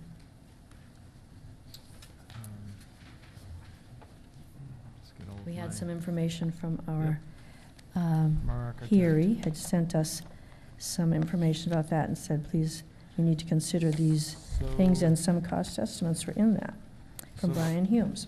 Brian Humes had sent 3 different options. One is within the existing parking area, which would eliminate 1 parking space along Parkman Street, and that would be about $65,000, and he has a time impact of 7 months. Option 2 would be to install it adjacent to the handicap parking and sidewalk, which would have a cost impact of $90,000 and have a time impact of about 8 months. And then option 3 would be to locate within site area behind the Forbes building, would reduce parking by 1 space, and would have a cost impact of about $35,000 and a time impact of about 6 months. And there are two other things, or a couple of other things, is that I followed up with Brian and asked if the cost impact that he was providing included any delay charges that would likely come from the general contractor if we were to delay the project by making a change at this point in time. If it were to delay the entire project by 6 months, what those delay charges would be. And his cost estimates that I just said do not include those kind of delay charges. Mm-hmm. The other thing that would not be included is we're right now paying $20,000 a month for temporary space for the police department and the school department. And so if it was a 6-month delay, that would add $120,000. 8-month delay would add $160,000 to the cost of the project. So just to clarify that, so the delay, Jim, is beyond what we think May. we're currently going to finish. When is What the contract is May of 2019. So it would add the time on from So May. it would end up being December or whatever it is. Yep, okay. If you add those months on. And so the other thing that we have as of today, we have the work order from National Grid that is good for, I've got too many papers in front of me right now. I believe it's 60 days. Yes, 60 days. And right now, it's at, they're putting the additional poles and 3-phase power in at no cost to the town. Then in 60 days, that goes away. And so we're already, by getting this today and me not signing it today, we're already starting the clock on delaying the project. Wait, so the 60 days has started when? For April the National 24th, Grid? today. So it's good for, the OPM delivered it this afternoon. So why would signing it tomorrow start a delay? Because don't you have 60 days? I have 60 days, but if I sign it today, then National Grid starts doing the work now. Yeah. As opposed to 60 days from now. And so every day that we don't sign it, it just delays things. It's the way it works. Because they would start tomorrow? Yep. If you signed it today, they'd start tomorrow? Yep. And getting this, it looks like it's a simple 2-page agreement with National Grid. It took our architect and our owner's project manager 7 months to get it done through National Grid. And so we would be starting from scratch by changing things at this point in time. But the other thing with this 6 months, I think, if I heard correctly, is that if we don't sign, 60 days, if we don't sign that within 60 days, them putting it in, and we have to go back and, in essence, negotiate with them again to Yes. see if they'll, And will that add to the delay charges because while we're negotiating with them? It would probably add just to the cost of doing the electrical work itself. But the delay charges won't kick in, am I right? Well, it will if we go beyond the May. If we're at fault by pushing the finish date of the project out past May of next year, then it would. Okay, but the negotiations with National Grid could take time again, right? Yes, it will. Yep. that's, I'm assuming that's what the 6 months, 7 months, 8 months Yes. stuff that was in Heary's estimates was associated with Yes. that work. Yeah, because you said, how much time did it take to actually come up with this one? Jim, you said they worked on it for 7 months? 7 months, according to Brian. Okay. And when we have this information from Brian, for example, option one to be $65,000 and 7 months, is that $65,000 more than what it would cost to put it in the place where it has been? Yes. Okay. And That's the additional cost. that's the additional cost of longer power lines, using a different Conduit pole, and all kinds of conduits, stuff. Yep. everything. Okay, all right. I mean, and just to get some historical perspective, how did we decide to put a transformer in a front yard of a house? How did that come about? Does anyone know? Well, the town owned both properties, so it was really one property. Oh, So it didn't really matter where it went, so I would assume that it was put there at some point in time so that it was out of the way of parking and everything else around the Forbes building. It was convenient. But with the Forbes building plan and the anticipated sale of the Spur House, wouldn't that have generated conversation about moving the transformer? More than a year ago, because we believe first we- voted on the Spur Forbes building. project has been in process for a Yeah. long time. Yeah, I believe we had a discussion at the Municipal Building Committee on it at one point in time, and the decision was made not to move the transformer. It would have been nice if there'd been a more public discussion and thinking forward about what was Their going to happen to the meetings, Spur their building. meetings are public. I know. You know, that's all I can say, is we know how And we that charge them works. with that, I know. But it is creating a problem now, and it seems almost insurmountable. I don't think anybody is. Well, and, I mean, I think the other piece is, would the sale of the property, how much of that would cover costs? It's hard to tell. I know. Because I know. before we got a bid for $115,000, which we didn't accept. Okay, just a moment. Okay, any questions for Jim on the information that he's just given us? I'm asking the board first if they have questions. Yeah, I guess, in thinking about it, I mean, and I know in going through neighborhoods, in my neighborhoods, we have underground power, but certain of my neighbors have in their yard or next to their driveway, they have a big box where all the wires, and there's an easement for the town, and they have to have something there. Now, this is somewhat different in that we can move it, but I think as we went out to bid the first time on this in RFP, it was kind of called out that was part of, what's happening there. I think to Selectman Marshall's piece of maybe we'd recoup some of this cost in the sale. I'm not sure that the transformer, I think that the other issues around the property are more what's driving the cost than the transformer, but I don't know what that is. Well, I think it certainly wouldn't recoup. I mean, we're talking about $65,000, $90,000, or $35,000. That's just to install this in a different place. Has nothing to do with the cost of the delay of keeping the police department and other housing, and any of the additional cost for a delayed time change. So it's not just, could it cover this? And I think there's some sentiment that maybe regardless of what gets bid, we would rather sell it for that price than have a parking lot. So, I mean, we might take a low bid next time, or a lower bid than we want, and a lower bid than the appraised value, who knows? It's something that we would have to decide when we had those bids back. So any more questions from the board? Because there are some people in the audience who asked questions. So just as I understand, I'm looking at the communication from Mr. Humes. So the proposed options are, I know that they don't account for any project delays, like additional temporary housing, et cetera.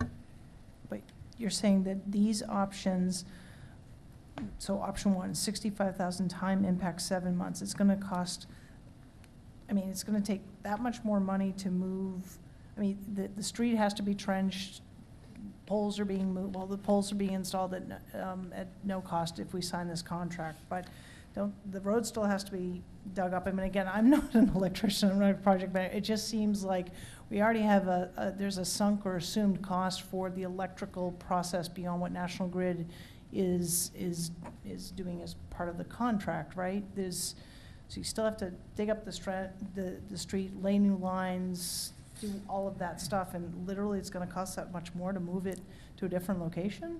There's I a know lot it's of not simple. there's a lot of engineering that goes into it. Yep. I can tell you that when we put the new transformer out behind the town hall, we had to trench all the ways out to South Street and connect to a manhole or something out there to get to a pole, and that was a significant amount of engineering that National Grid does, and it.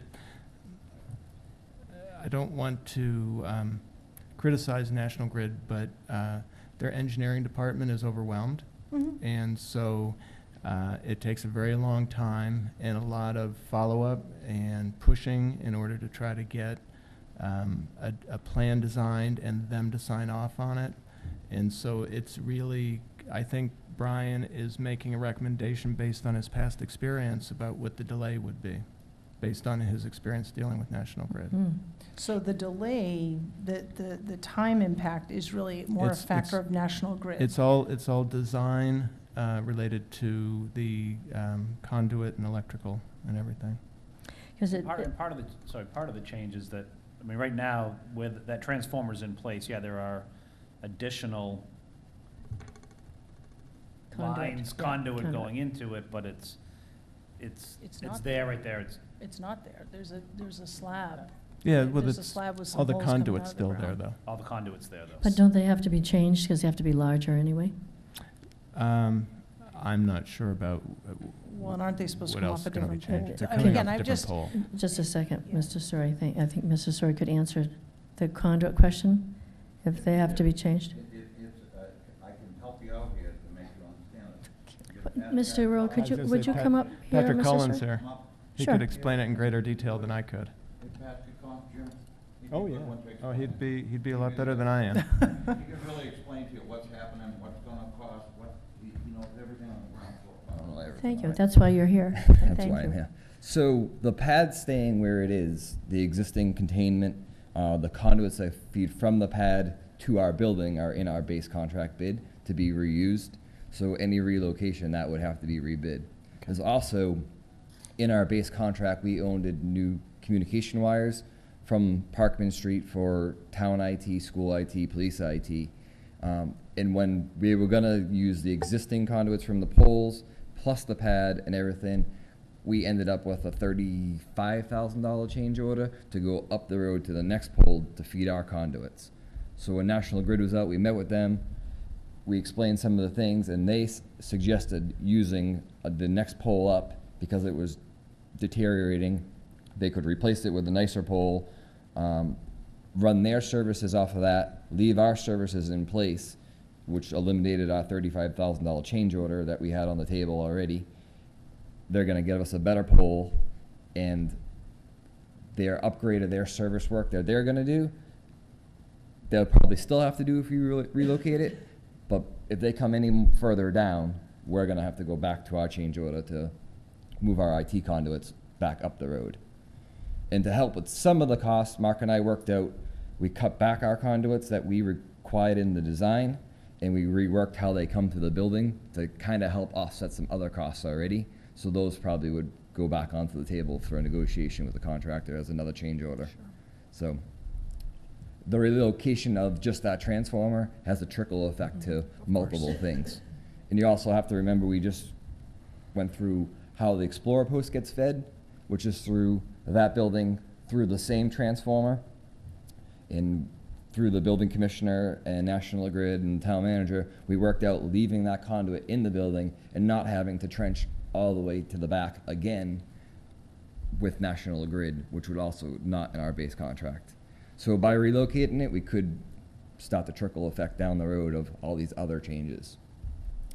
And they actually started doing some of that internal work already. So that would be a stop and another change on top of it that the contractor would incur, or we would incur based on their change. Okay. Does anybody have more questions for Patrick? I have one question, Patrick. I don't know if you can answer it or Jim, but I wondered how much we're spending on the Explorer post changes and why. I don't think we're spending anything. I don't think we're spending any based on a change. Their feeds always came into the Forbes building. Okay. We just have to restore to the existing condition is, I think, how the agreement with the Explorer post worked on the lease and in the building. It was, and one of the things that we're doing is we're putting a separate meter, electric meter, because as you may recall, we were paying the electric and gas unbeknownst to us for many years. And so they're getting a separate meter for both, and those will be fed through all of this as well. And we thought that was around $3,000 a year that we're spending? Total probably closer to 7. 7? And that actually brings up another good point.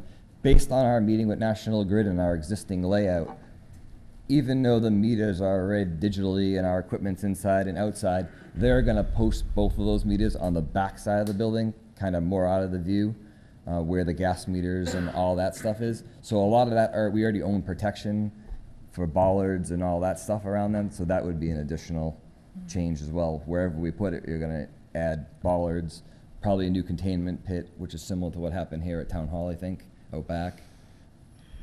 So there's a lot of little pieces outside of that cement pad and the green box that will be there in the end.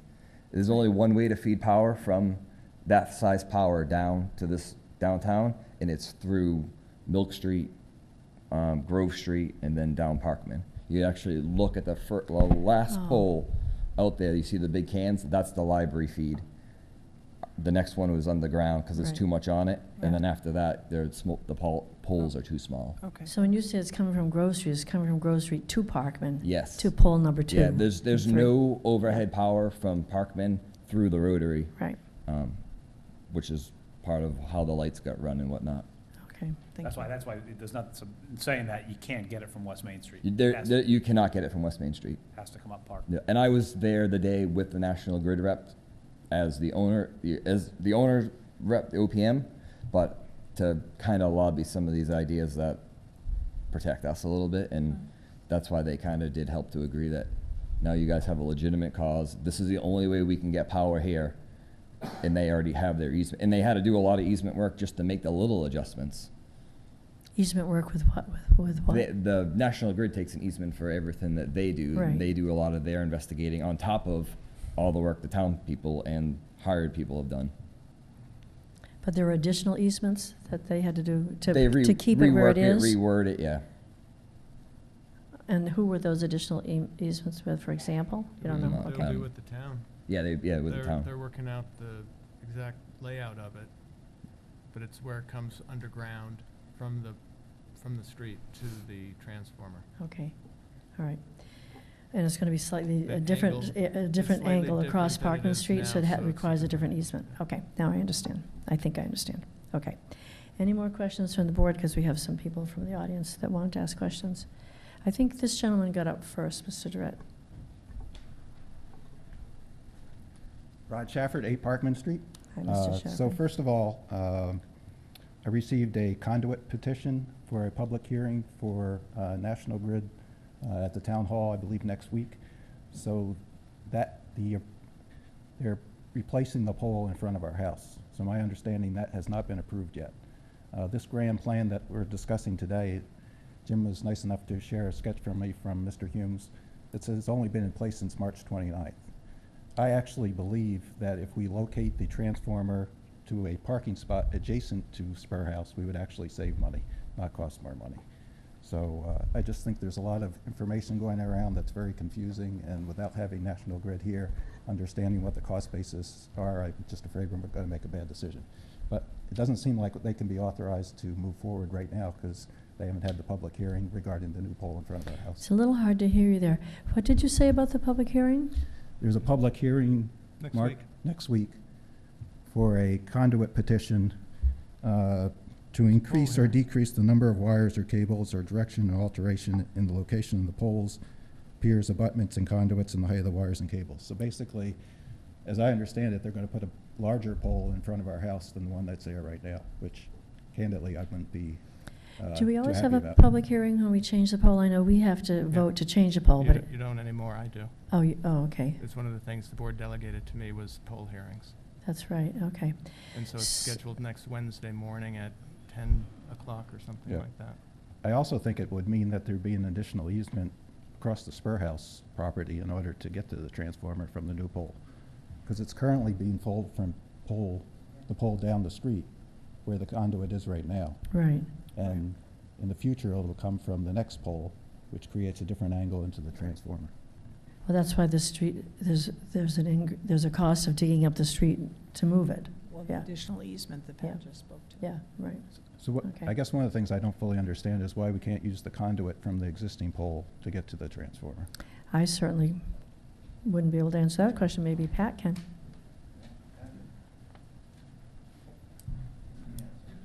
Have to retell me that question, I only partly heard it. Why What was can't the we use the question? existing conduit from the current pole, Across Parkland Street. which would be, I think, pole 3?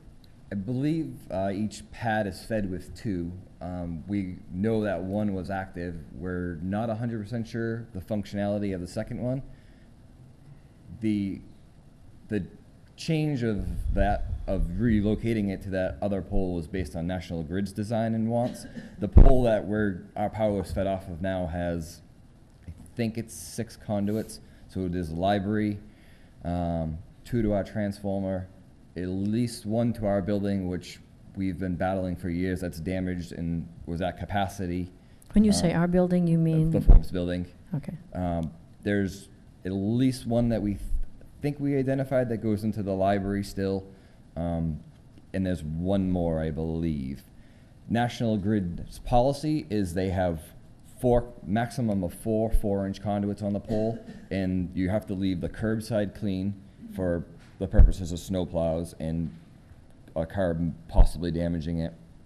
And they want the other half of the pole, or third of the pole, open for pole replacements that are caused by damage or whatnot. So when they take a pole, you notice they'll cut them, they'll hold them, they dig the bottom out, they put a new back in that hole. They don't remove all the owner's conduits and whatnot. So if you go to look at the ones that we replaced all around the fire station, you'll see all of our conduits are offset to one side, and those are all new telephone poles when we built our fire station. And I think maybe out back, we had to do a pole here when our new service to town hall came in. So that's based on National Grid's recommendation. They are the ones that determine where it's fed, how it's fed, and what their requirements are.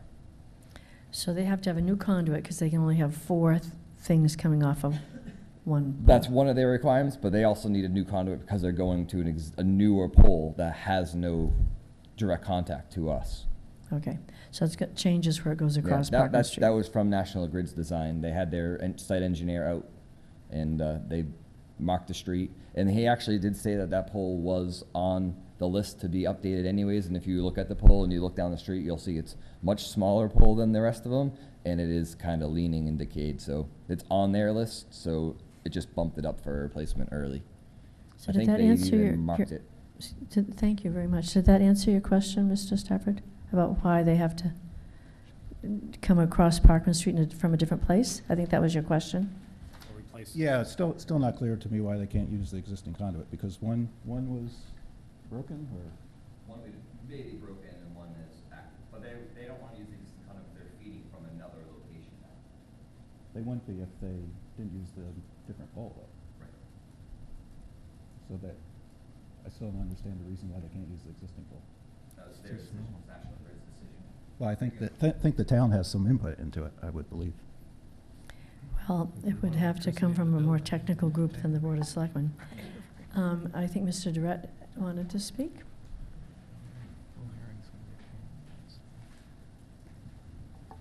Based on the information I've seen, that in fact the current location that's being proposed by National Grid began in sometime in February, that the prior designs were abandoned, and in fact what we're talking about now is a new process that started then. The town hired the surveyor to survey and document where the easement would be. And in fact, the location of the new feed comes from pole number 4, as has been discussed so far, that pole number 3, which is where the wires went to the old transformer, came from. So they have been abandoned. There is currently a cost in the current design to get from there to the location that's currently planned for the transformer, which is currently to replace the, put a new transformer in the same location as the old one. However, in order to do that and to put into the new conduits, you've got to demolish the slab, build a new slab for the new transformer, and those costs are already embedded in the project somewhere. So in my opinion, what we're talking about is the difference in the length of conduit from where the transformer used to be to approximately 50 feet longer. So Yeah, as I just said, since this... You're saying if you look at option 1, it would be 50 feet longer because Yeah, it I would haven't go- seen that it diagram, would so go I don't know from where it is, the but I spur assume... house to here, I assume... to the corner of the forest. You can pass this around to the Selectmen. Option 1 would be just across the driveway, really, between the spur house and the forest building. You want to see that's... We have that, that's one that's sent to us. You got that? Yep. Okay. All right. So we're really talking about the delta cost. Now, since this process started in early February, we're talking from February to now. And for them to say, okay, move the transformer another 30 feet, I can't believe would take any longer than what we've already asked. Where are you getting that it started in February? We've been working on this for over a year. That's right. And when did you abandon the old design and come up with this one? We haven't. Yeah, well, you'd started the work for the surveyor and locating all this stuff in February, and you didn't give any information to National Grid until that work was done. We've been working with National Grid. National Grid came out with their final plan, and the surveyor had to go out after that and lay out where the new easements would be based on National Grid's plan. Well, each to his own, that's my opinion. I worked for the power company for Yeah, almost 30 years. I know, you've got all the experience there, Steve. I recognize that. Well, the other side of the coin, however, is the delta cost and how long does it take? If this building isn't going to be done until May of 19, then why another 4 months or so? It's a whole nother year. Is a whole nother year. And since we're talking about a delta cost relative to conduit, It's money. and locating, in effect, the transformer in a different place, but still having to pay for the slab, the conduit, and the labor to do it, I don't believe the numbers you've heard tonight. That's my opinion as a member of the of the Spur Spur House Advisory Committee. That would be work that we would do to prove how much it's going to cost to do that. What we've asked is the chairman of the building committee to come before the Spur House Committee and explain what we've just heard tonight in detail, so that in fact the committee can have an opinion to offer to the Board of Selectmen. However, as we've already heard, this train has already left the station, and things are going to happen before the Spur House Committee can actually do its job. Thank you. Thank you. Yes, Ms. Crosby. Luann Crosby. I just have 2 questions. One is, was National Grid asked for alternate sites? Was that, were they asked, where they said, let's, is there a place we might relocate? No. And then I was just wondering what the role of the previous gentleman who talked, because I'm not familiar with him. So. He's with our fire department, but he also deals with all of our IT and a lot of high-tech stuff. And he's been working with our municipal building committee for a couple of years. Okay, so is that like what kind of role is that? Is that part of his fire department role, or does he have a different position here? He has a second position that he does as well, which is with the police and fire department on their communications and telecommunications. Okay, thank you. He helped us with all the wiring for the fire department. So, Jim, these options 1, 2, 3, I think her question was, when did National Grid develop option 1, 2, or 3, or show option 1, 2, 3? Nobody developed option 1, 2, and 3. National Grid is, from the very beginning, what's in this contract is for the transformer to go in the same exact location that it has been in for the last 30, 40, 50 years. Right. Well, Option 1, 2, and 3 came up because you asked me the other day, or a week or so Yeah. ago, whether or not there were options and what it would cost and how long it would take. And Okay. so I asked Brian Humes to provide that information for the board. so then in response to my question, he said, well, you could put it here, here, or here, and this is what it would cost you. Yeah. But it wasn't anything that was ever considered from By the National beginning Grid. of the Nope. project. And that was to your question. Oh, Why yeah. didn't we think I about mean, I this think before? it's kind of a shame. We've been talking about the Spur House for, I was a lot younger. So a couple of years, and so it, you know, it's plainly put a shame that it wasn't discussed as an option. If we had discussed it as an option when we put out the first RFP, Jim, would there have been no delay? If what? No, say that again. If we had said when we were making the RFP up for the first RFP that went out, For selling the Spur for selling the House Spur or House, developing the Forbes building? which was 18 months ago? Because we had It's 18 like months to sell it. 2 years ago, maybe. Yeah, It was more so than if we that. had discussed options, other options to moving the transformer then, it wouldn't have cost anything extra, because we would have come up with Well, an option it to probably move would have cost something extra. It would have cost more in the base bid project, Yeah. for the project. Okay. And But then, I think to that point, though, I mean, it yes. didn't, I mean, it was clear in that initial one, we can comment on whether that was right or wrong, Yeah. but it was clearly spelled out that that transformer was staying in Was gonna be place there. at that time. And we didn't think to. We didn't think to- Reconsider it then. Correct. Then, Jim, can you tell us what the current expectation of cost of the whole Forbes project is now versus, or compared to what the town voted the budget to be? How are we doing in terms of our expenditures and our expected expenditures, Not if we do nothing with this at all? Not exactly off the top of my head, but I can tell you that it's a very tight project compared to either the fire station or the town hall project. We have a very low level of contingency in it, which makes it a very stressful project to do. So the contingency level, as it was put in as a contingency, was low, or we've cut into that contingency and now we don't have much left? It was low. Well, it wasn't low, because the contingency, basically, you have two contingencies. One of them is developed because of what the low bid price is compared to what town meeting approved. And so it was smaller, markets have changed. When we did the town hall and the fire station, it was a little bit more competitive as far as contractors went. It's not quite as competitive now because the economy's better, so the price was higher than what was anticipated, so your contingency is smaller.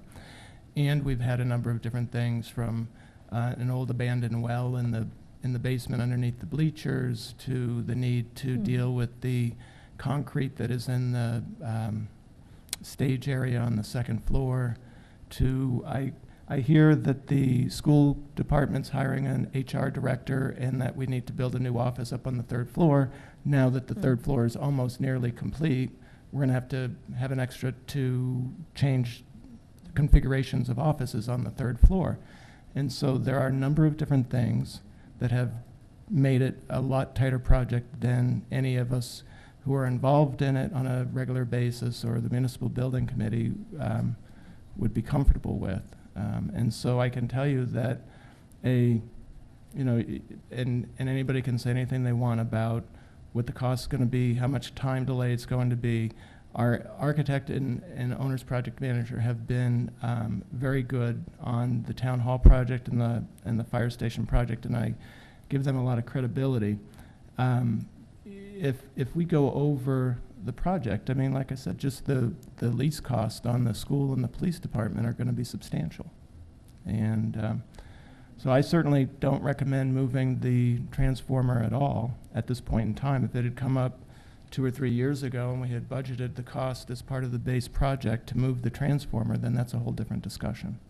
Okay, I know you keep very tight track of our contracts and expenditures. Do you think we're going to come in over budget or under budget on this? I think we're going to come in under budget, but not by much. I think we're going to be very, very close. Is not by much, $50,000 or? It's probably going to be in that ballpark. I mean, the town hall really came in about $100,000 from what was originally appropriated, and I think we're going to be closer on that one. This was a $7.5 million project. That's a $15 million project. Okay.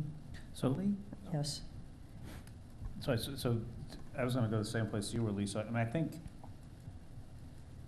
if we want to do analysis here, we can do that. It's going to delay. It sounds like to me if we do this, we most likely have to hold off anything until fall town meeting, because we're probably going to need to go back to town meeting and potentially ask for additional funding if these numbers are correct. We don't know what they are. Maybe we can spend the time and find out that the timing is 2 months. I think as Mr. Durrett mentioned, that February to this date, whatever, or those costs aren't accurate. But to me, it feels like it feels to me that there's going to be additional costs. And if we're tight on budget, we're going to have to either cut things back or go and ask for additional funding, which is going to require us to wait until town meeting to request Or have funding. a special town meeting. Or have a special town meeting to request funding. Madam Chair, Okay. can I just ask, wait a second. What are we going to be asking additional funding for? What would the additional funding be? If we were to move. The additional funding would be if what we've gotten from the architect, owner's project manager, and says, okay, it's going to cost $35,000 Oh, plus yeah, a yeah, delay. right. So Okay. now we say, okay, it's going to cost us another $250,000 or whatever that number is, which I don't know that we're confident of any numbers at this point in time. But if we wanted to get confident, we're going to have to do more work, which is just going to delay us. I think it's inevitable that that's going to delay that May 19 if we're waiting till get all that information and go to a town meeting. So I think it's to get approval for additional funding. Okay, all right. That's where I was thinking Yeah. that. I just Because we're wanted to be- tight on budget right now. Yeah.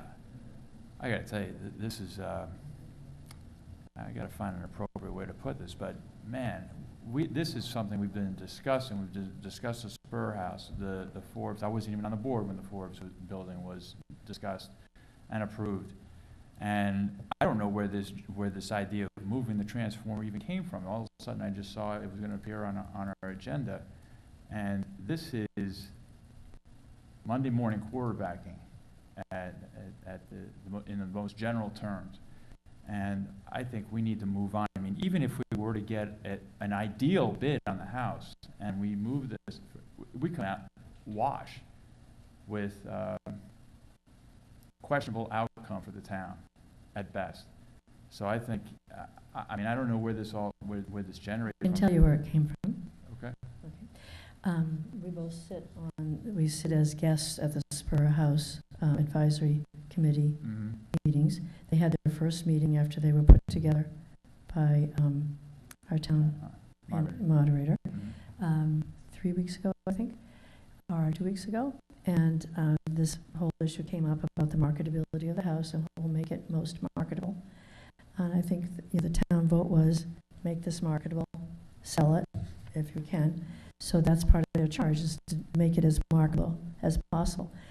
That transformer is an eyesore there, as well as an impediment to using the full front yard. So I'm anticipating that this group at their next meeting, which is this Thursday, is going to vote to make a formal request to the Board of Selectmen to consider moving the transformer. And I didn't want that to come to us, with us being completely in the dark about what it would cost, what kind of options there were, and what it would cost to affect one of those options. I think you want that information ahead of time if this request comes to us. If the request comes to us, this is a board that we need to answer to. I mean, we can vote any way we want to, but we're going to have to answer a request if they send it to us. We can't just say, you can't request anything. We won't consider it. So I did this so that you an advised group what the expense might be and what the delay might be. I think that's a really good segue in the memo I sent to the board that I sent earlier today that has the motion from the town meeting on the role of the Could you just wait till we find that, Jim? Sure. Each of us gets a whole, of us. Because I had a couple of questions about it. Could you explain the memorandum?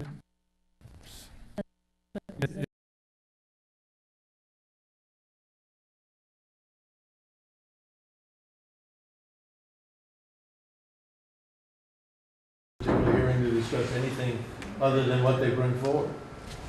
To me, the issue is whether or not the selectmen wish the town manager to sign the contract that he discussed tonight or not, and when. Because once the contract's signed, then this issue goes away. Yeah. So, Well, I think what Selectman Asher is saying is, can we wait, I think we have 60 days, can we wait 2 weeks? Does that give enough time for at least to try to gain some more And we get information? it back on the agenda 2 weeks at our next meeting, and we figure out if, I mean, that gives, and we sign it. I mean, you're right, I'm with Selectman Marshall, I don't want this to wait, I mean, because I mean, this, with National Grid, is currently free, am I right? Yes. And one other thing, going back to what was raised about the code, why does the 60-day start, like today, why doesn't it not start from the meeting? I mean, shouldn't it start from the public meeting? When they give me the notice proceedings. I feel like and they gave that to you yesterday or today? Today. But we have 60 days. So if we wait until our next meeting, which is 2 weeks from now, what does that actually do? Okay, so we have 2 weeks. So do we need a formal motion so that Jim is, no, we don't? So are we just gonna, so. I just didn't want you to be in limbo for like, what are we supposed to do? So this is coming on the agenda for the meeting in 2 weeks' time, yes? Yes. So I think we are asking Jim not to sign that until we have our next meeting. Okay. That's what I'm hearing. Yep, okay, thank you. Thank you, Shelley, for getting us back on track with that. It was specific, so very nicely done. Okay, now we have reconstitute the Hockomock Pond Reuse Committee. And this was I put it on the agenda because we've been requested by the Conservation Commission to do that. And Jim talked about it at the last meeting, it's probably a good idea. So if you just look on the packet that we have, we had a representative from each one of these groups, from the Open Space Committee down to Mass DEP. We probably don't need the last two on the new reuse group, but we need to get advice from them. And what I would recommend is the way we did before, we asked each of those groups to appoint somebody to this committee. So we would just be at the meeting tonight, I would make a motion myself that we ask each of these groups from the Open Space Committee down to the Fire Department to recommend someone to be appointed to the reuse committee, and once they do that, we can just say these are the people, because they would have to go to Wendy to be sworn in and stuff. So that would be my motion, and that the last two, I thought I'd updated this, would just be called upon for advice. You would include Board of Selectmen? Oh, yes. Yeah, just Right down, so between open space and down to Board of Selectmen. So that's my motion. Second. Is there any discussion on that? Couple of questions, just, you're probably the best one to answer it, is when this last reuse committee was formed, so looking at some of them, school committee, recreation, were they looking at broader reuse potentials, like, hey, could this potentially be a site Yes. for a school, is this a site for soccer fields, or? Not for school, because I think we know that. Well, absolutely. or soccer playing But it fields, was or- for recreational playing, yeah. So we Like- did want to have somebody from this. So I guess- at the time. And so are we, if we reform this committee, are we gonna ask them, so I know what we have in front of us is potential for an MVP parking lot. We're not talking about fields, we know we've got issues with we've learned more, I guess, on the properties. I guess my question is, do we need all these folks on here for that committee? Well, I guess maybe the recreation department, because there's the issue of trails, walking trails, bike trails, things like that, passive or active recreation. And perhaps the school committee isn't necessary anymore because you're not talking about any school. Actually, could we get there and opt in if they want to? I'm perfectly good with that. I think we'll probably only meet once or twice. We'll probably walk the property again. We'll probably talk to Mass DEP about when it's going to really become available to us. So we have a time frame, and then we never made formal recommendations to the Board of Selectmen on the use before. We had a walkthrough that included the board, and we came up with ideas, but at that time we were still thinking about solar energy. So I think their task would be to make recommendations to the board on how they think it should be reused. And then what would be this, we would have to, if we create the committee, to put a charge for the committee, what we're asking them Right? to do. So is it I'm broader saying than that. just looking? I'm saying I think that would be the charge. What's your recommendation for reuse? Is it a So it's single broader. purpose or a three? So we're going back, then it's going to Yes. be broader of, Yeah, the total could property. be conservation. So I guess if that's the case, then someone could suggest that we put playing fields or. They could, but I think. Half joke would say, oh, we Yeah. should reopen the beach. Yeah, I think the And recreation. my sisters wonder every day if That's what we're if doing. they're going to grow a second head. I think the recreation department could do that, though. So yeah, so that answers my question. So it is a broader, this is not specifically about any, this is more about making a formal recommendation. For example, the DPW wants to use the buildings that are there for storage, and Jim wants to use it for other storage, I think, for records and things. So, I mean, there's a few other town-related, not recreation issues, but DPW, I think, could speak to that. Lisa, do you think that it would be all right to drop the school committee from this? Well, I'm sending the word to Sarah just to let her know to think about it. Well, why don't we leave them in, and then if they don't feel invested, they don't have to be part of it. I'll bring it up to them. They can decline the invitation. Right. Lydia Goldblatt used to say, invite everybody and let them decline. I think it's pretty good advice.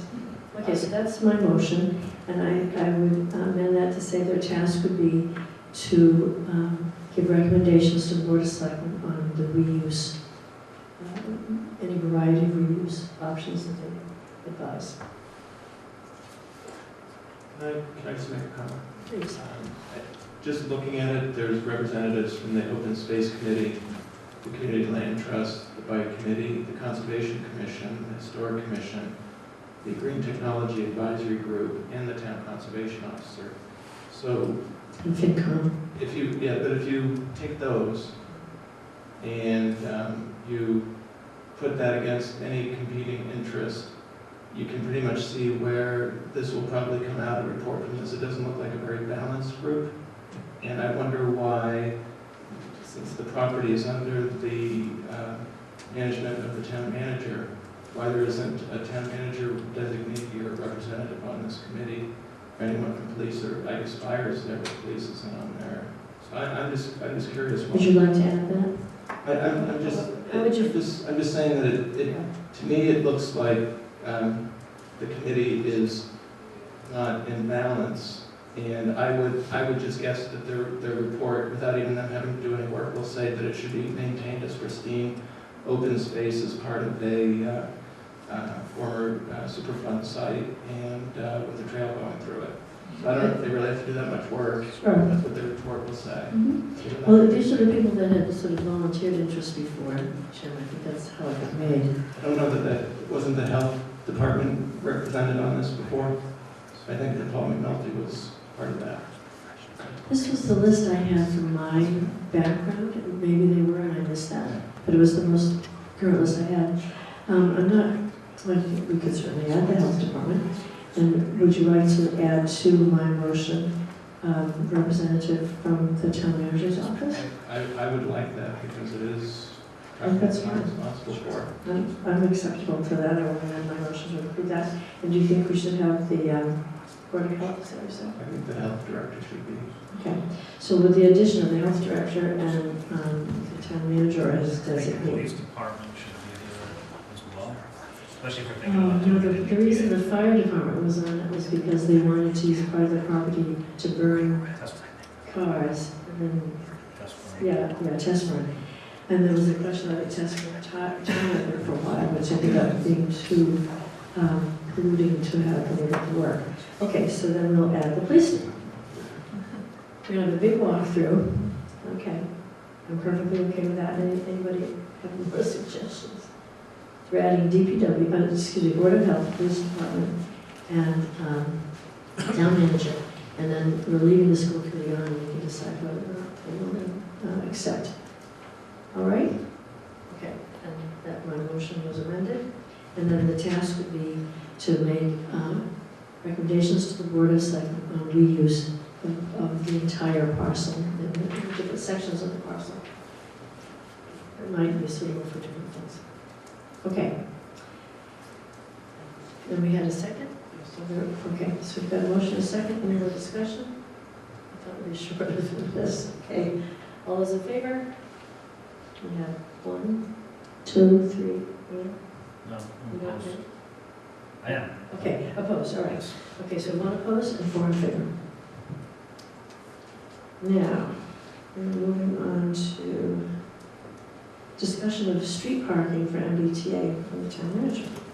So when this first came up to utilize the Hockomock property for parking for the MBTA station, one of the things that I had said was that I thought it might make sense to do a pilot program by having on-street parking along Smithville Parkway. And I sort of measured out the length of the normal parking space and how long a distance you might be able to get between 70 and 75 parking spaces there.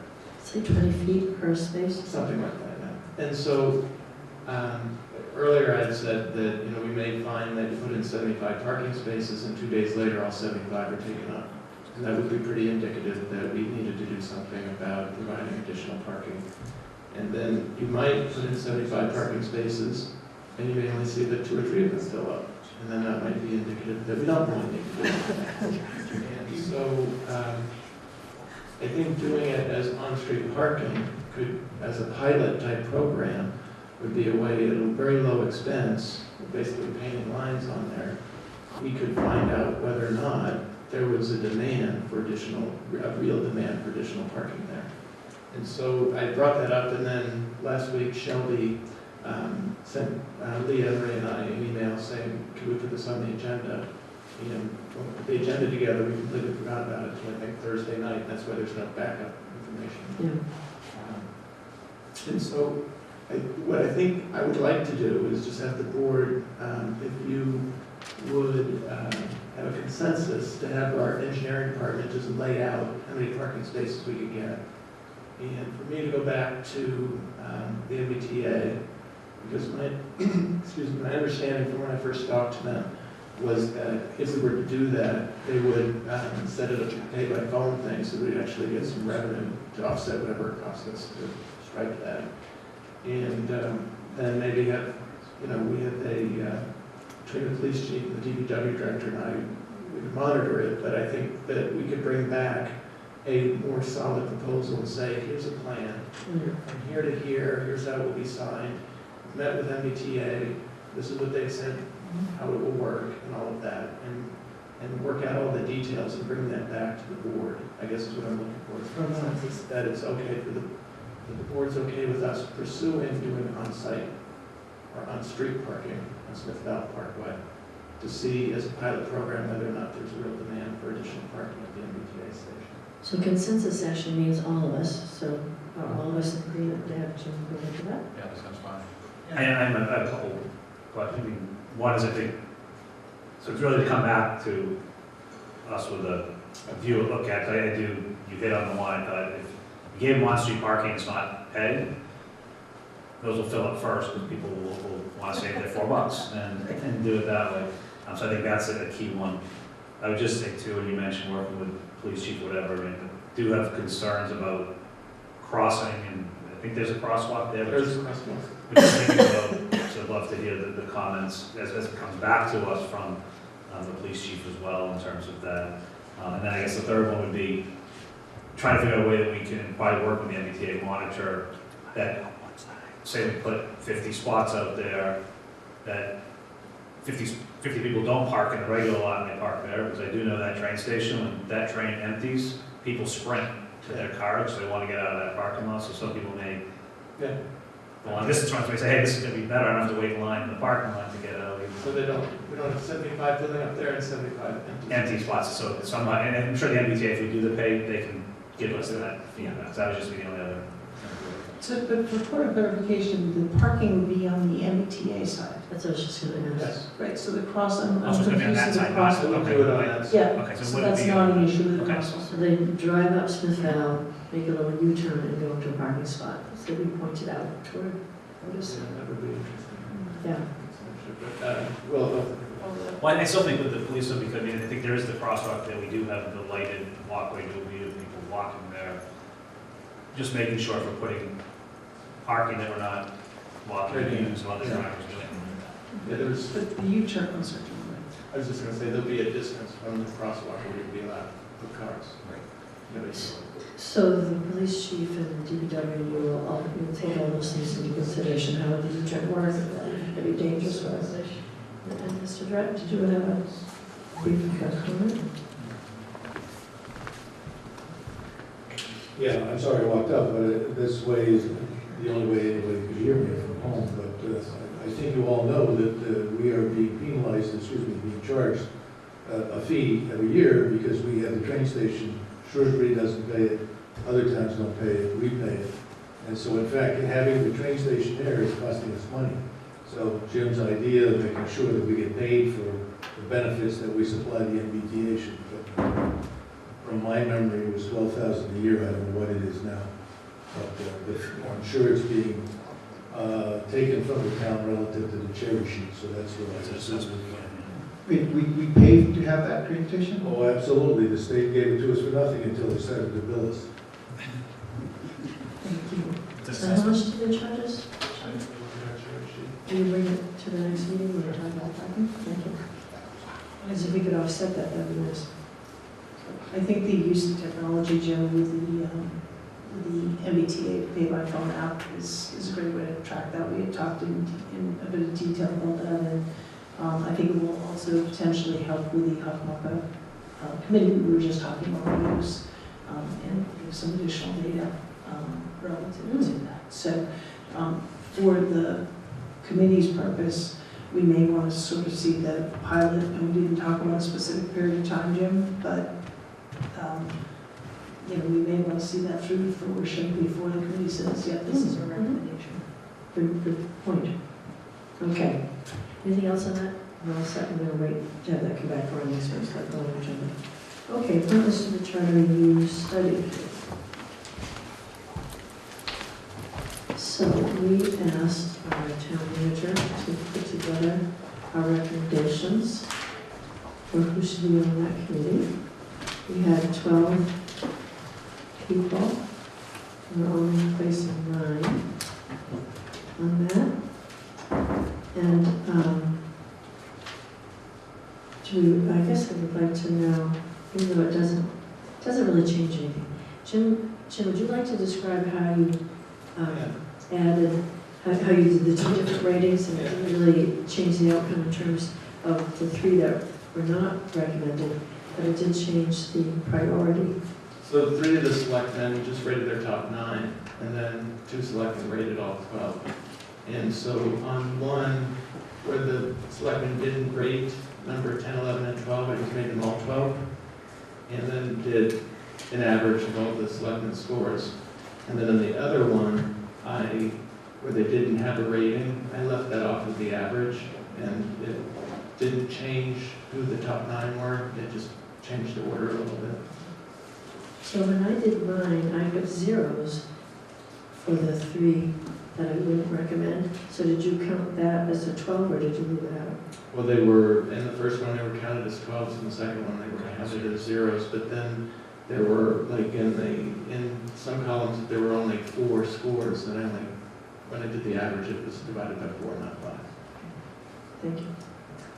So does it make any difference to the board which one of these methodologies we use and that the outcome is the same? And the ranking of them probably isn't important anyway? Yeah, the ranking's important, all it's just really Yeah. how to get to the 9. Okay. So then I'm just going to read off, unless there's more discussion, just from the top one. Just like to thank everyone. Would you please? Yes, I would just like to thank everyone for going through the effort to interview, to express their interest in this critical committee to our town and its future. So regardless of the outcome, thank you, and since these are all open meetings, you're still welcome to attend. Okay, I was gonna say that at the end, but I thought you did it as an intro. Okay, so it's Mr. Arnold, Mr. Bain, Mr. Deisher, Mr. Flynn, Mrs. Spring, Mr. McGrath, Mr. Edinburgh, Mr. Roush, and Mr. Beretti. So, we need a motion to appoint those just listed to that committee. Yeah, right. I'll make a motion to appoint the names you just read, Lee, Thank you. to an indefinite term on the Charter Review Committee. Yes. And I also move to set the charge for the Charter Review Committee to review the 4 forms of government available in Massachusetts and make any recommended changes in the town charter that would improve accountability and responsiveness to all citizens in Westborough. Is there a second? Second. Okay. I just have a question on that, Jim. If we write it this way, say the committee decides that we shouldn't change anything. Is that, under this motion, is that still an acceptable I would outcome? be then recommending that open town meeting was the most accountable and responsive form of government. Okay, all right. Just wanted to make sure. Okay, so we have a motion and a second. Any discussion? All right, we're just ready to go. All those in favor of that slate of appointees? Okay, so 5-0. 5-0. All right. We're 45 minutes over. We said we would set the agenda for our retreat, which I included. And Bruce and I both suggested that we come up with a priority of those, because obviously it's more than we can accomplish in one 4-hour period. And Bruce, would you like to say what your suggestions were? Yeah, that we stick to roles and responsibilities, especially for the benefit to members on the board. And some of the other issues, I'm not even sure if we should be discussing at the retreat or fine for any meeting that we have, work sessions. But really that we talk about roles and responsibilities of the selectmen, the town manager. Would you include the Board of Selectmen's relationship to department heads and other town employees? Yeah, absolutely, sure. That's part of, So that gives us that's 3. part of roles and responsibilities. Yeah, I would also table the goals for a later time. Yeah, because that's going to be And part I of the think since discussion. we're going to have town council at the meeting, we should talk about access to town council, even access to special council, even though we used to just have town council there. And town council correspondence. How we set the agenda would be important. And then the other things, the executive sessions, open meeting law, that's all part of roles and responsibilities.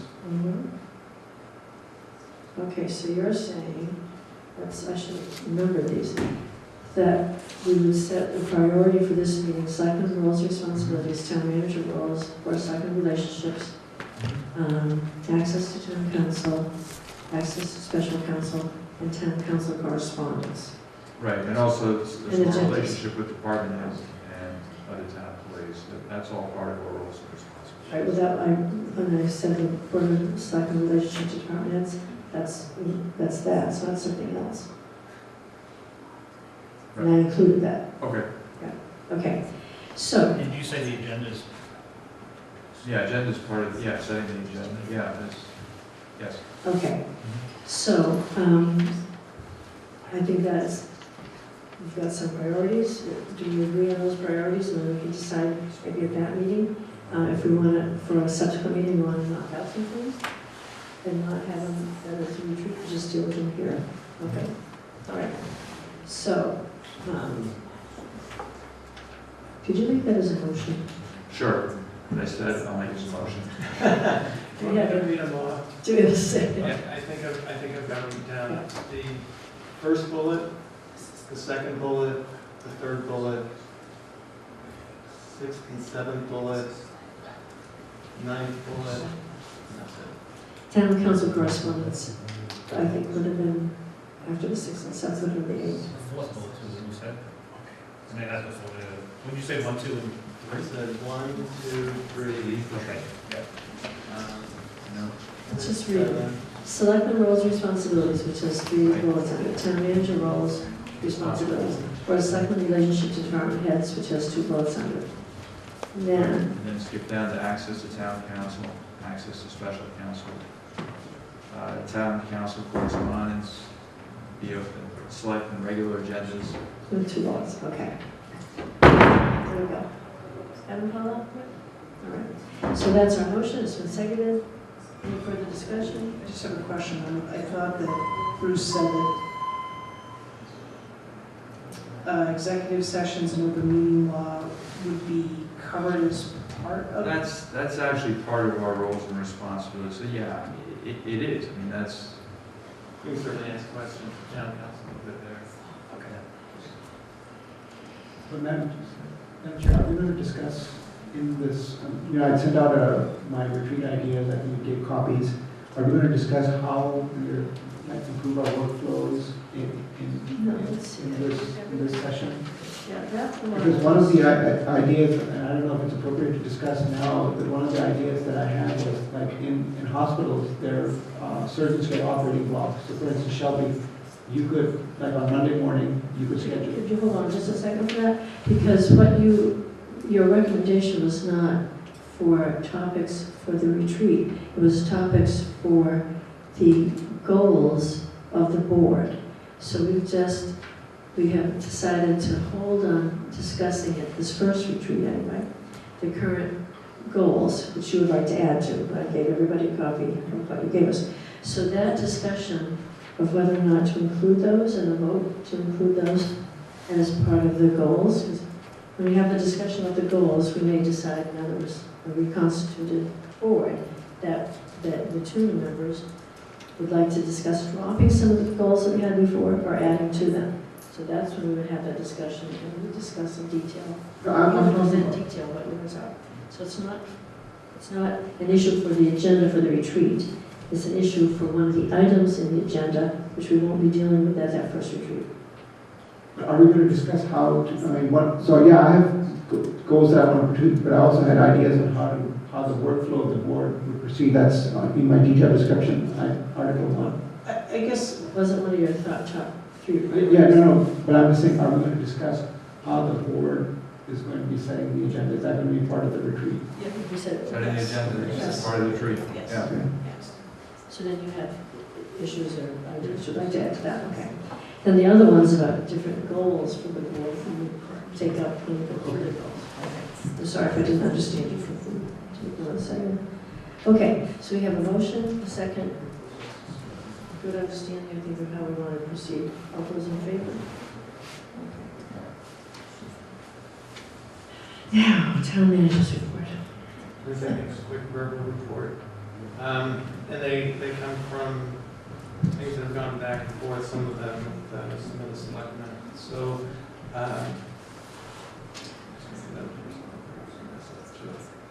so the first one is Syed had been contacted by a resident that was unhappy with the planning board's decision on the subdivision off of Mount Pleasant Street that the planning board's requiring sidewalks to come out of the subdivision and go partially down Mount Pleasant Street.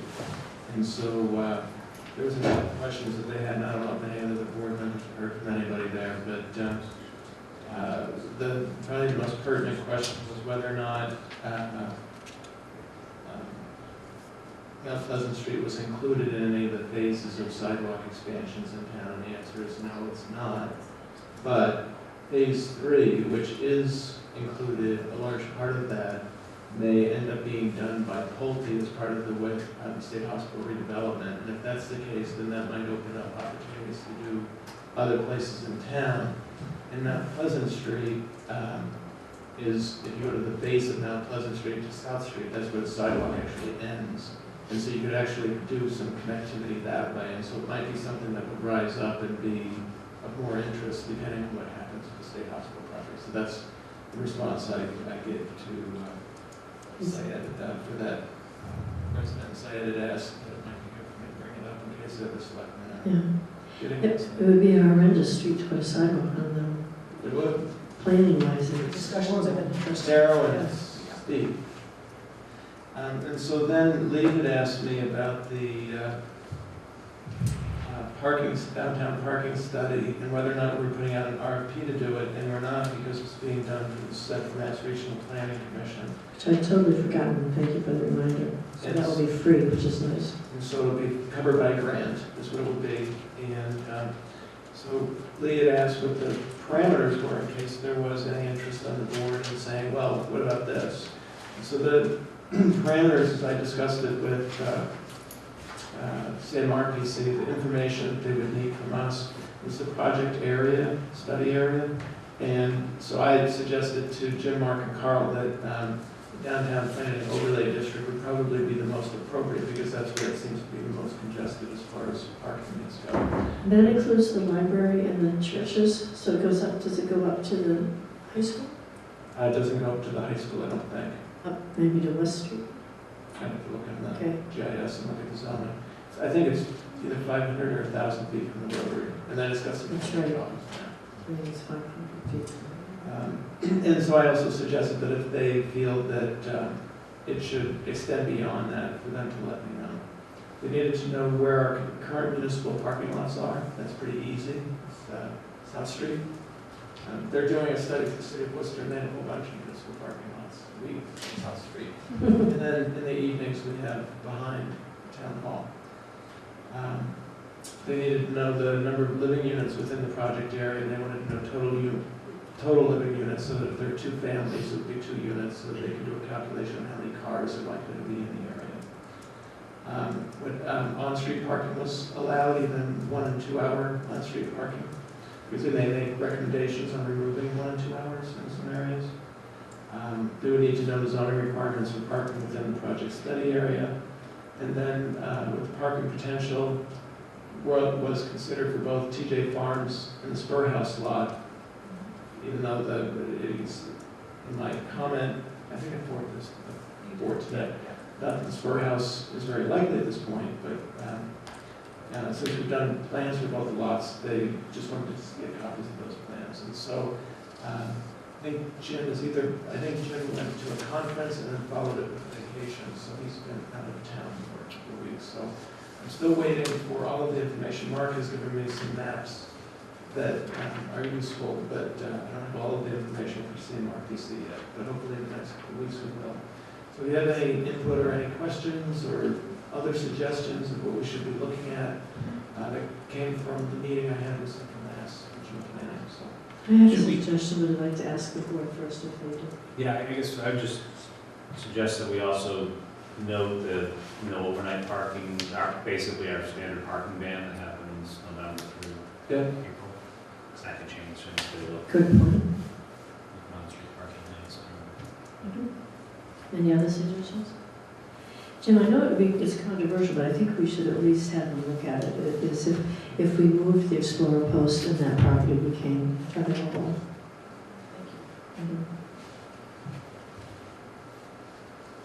Like a long range.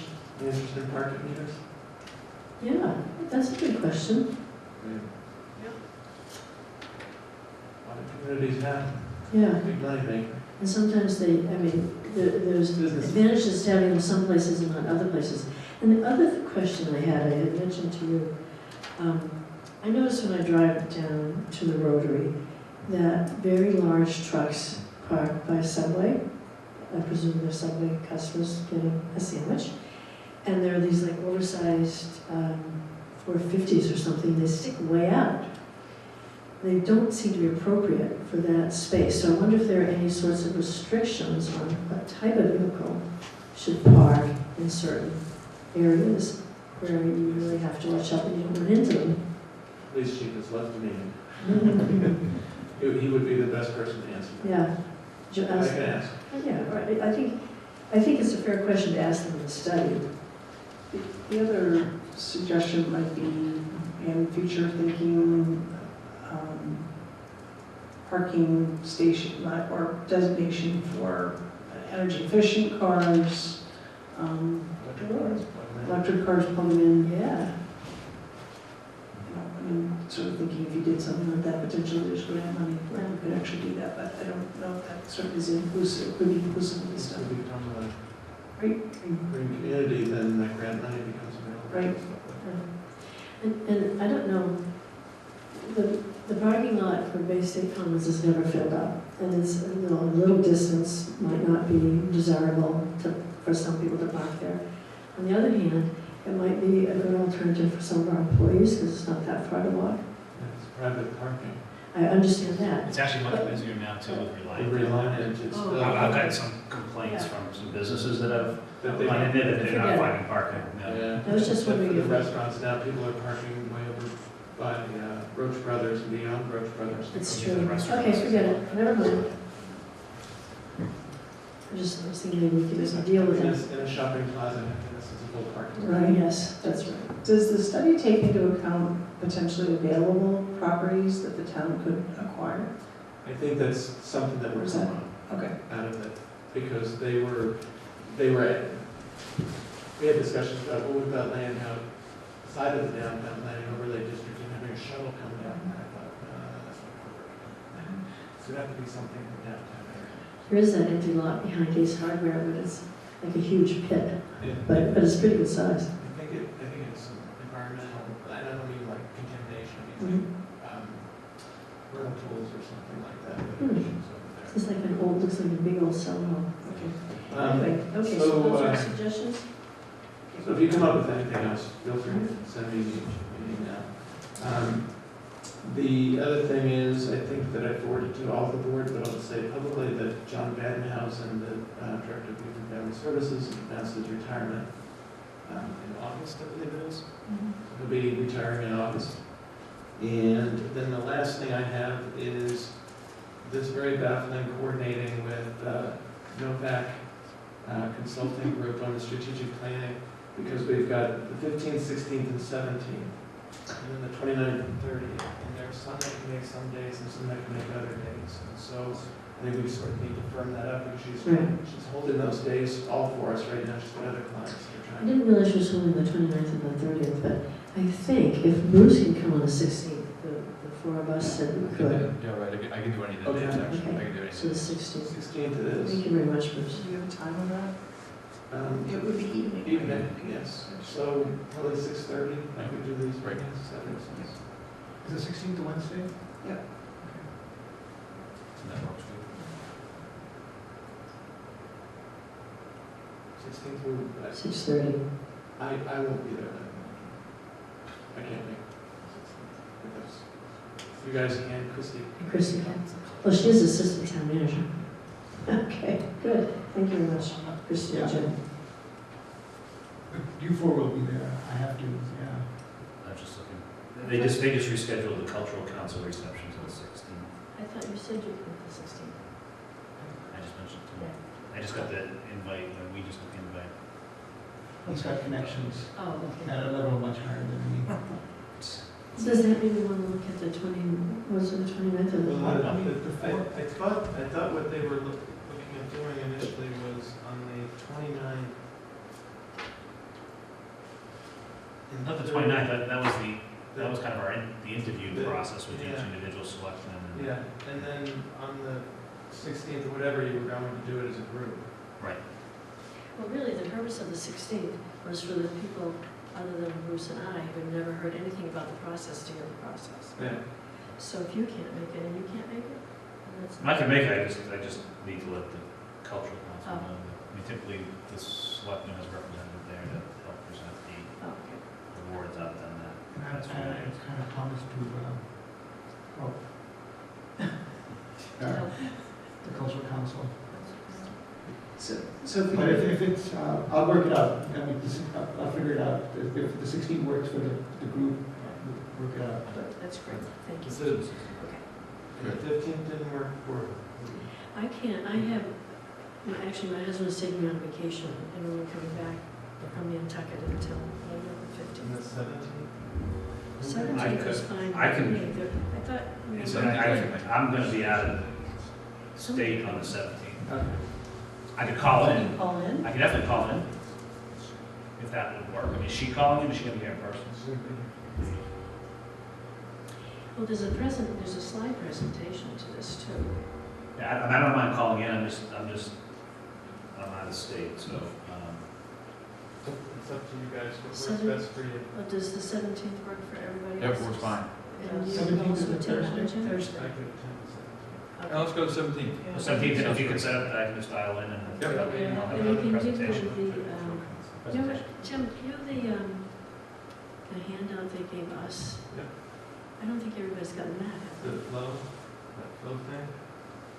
Well, there were those two, wasn't, when they gave us the response to the RFP, it was more than those pages. There's a conflict on the side, I just realized there's a conflict on the 17th, that I just want to mention here that the Bike and Pedestrian Committee has a talk scheduled right here in this room, so. This room's booked, yeah, but we could do it elsewhere. Yeah, I don't have to be at that, Oh, okay. I don't have to be at that, no, but this room So it is. sounds like the 17th will work. Yeah, we just do it in my office. Yeah, and I was wondering if it would be helpful. Oh. Jim, they gave us a spiral bound response to it. Yeah, I'll make a copy. Did everybody get one of those? I don't think so. So that'd be a great background, especially if Ian can't be there. And then, she probably will have, thank you, she probably have a bit of a slide presentation. Yeah, PowerPoint presentation. Yeah, as long as I can Get get, it if she every can time. present, if I can get. I'll get it. Do that day. Thank you very much. Then on the 29th or 30th, to interview individually, was there a date there that worked better for everybody? May 29th and 30th. It's a, 29th is a Tuesday after Memorial Day. 29th is absolutely better for me. Yep, either one works fine. The 30th. I thought the 30th was, I thought the plan was the 29th was interviews with all of us, Oh, and the yeah. 30th was, the morning was gonna be the department. Department heads, yeah, I think so. So maybe the 29th is the, That's the date that, yeah. I think that what we caught with is all of us preferred the evening. Yeah. I don't know what the time frame was, but, It would be evening, I'm sure. but I guess how long she needs with each of us, because I think they were all individual I would meetings. imagine 30 minutes. minutes. Okay. The 29th would work the best, Jim, but I could do the 30th. too. Well, I think Ian's right, from the email that went out before the 30th, she was going to meet with department heads in the morning. Correct. And then she was going to. Oh, okay. So she'll be meeting all of us on the 29th at some time.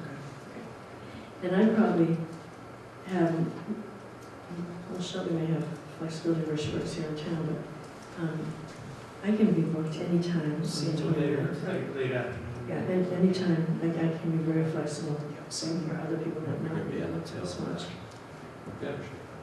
Can you send us, I know I'd asked for this, and thank you for sending it, but can you send us a revised thing of what our May schedule is looking like? Because I think we have things every week. Yep. Right? We have something to do every week. Yep. Yeah, that's great. Okay, Jim, did you have anything else? That's it. All right, so issues and correspondence, want to start with that?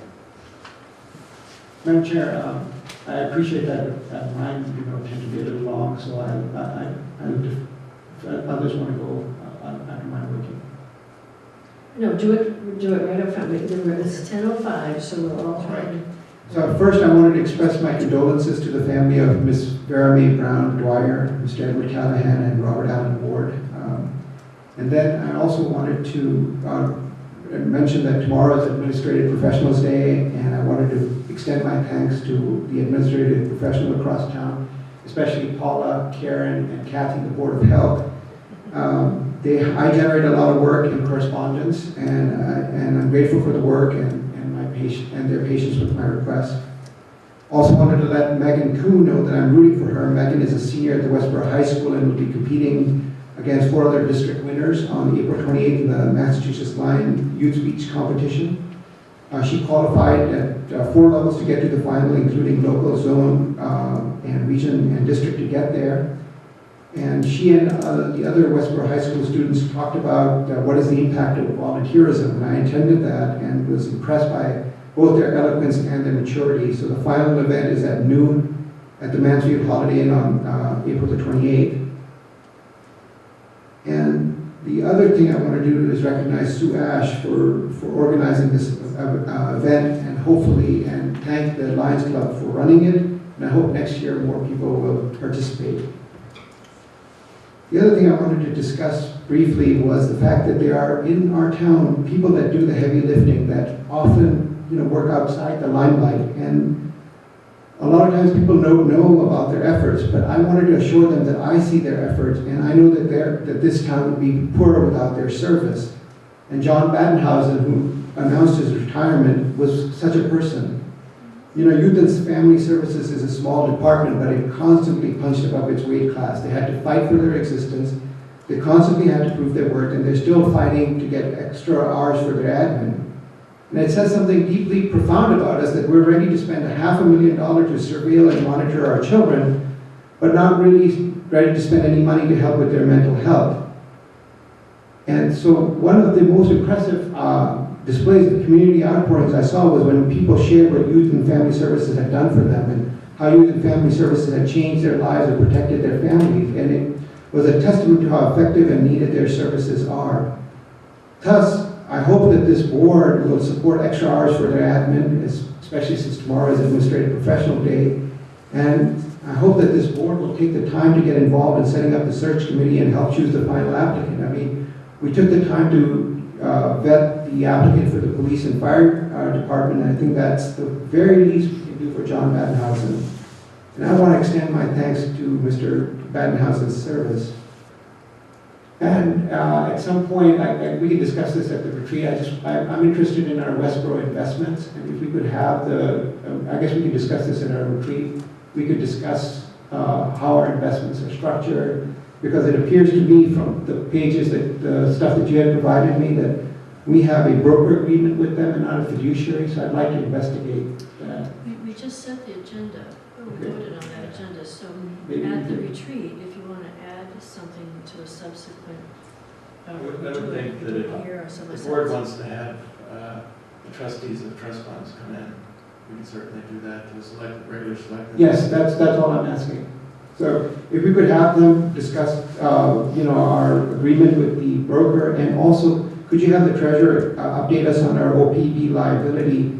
And could we get a breakdown of OPEB liability? And could we get a breakdown of this?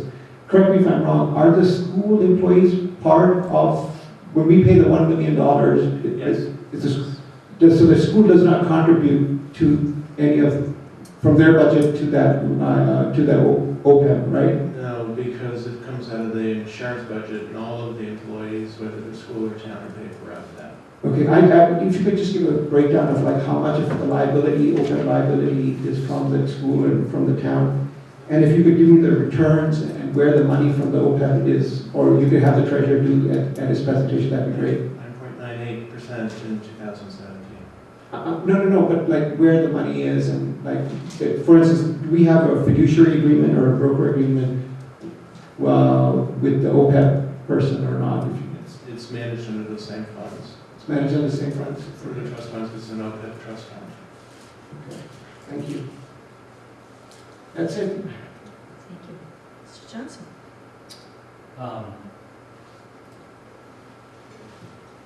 What? It's late.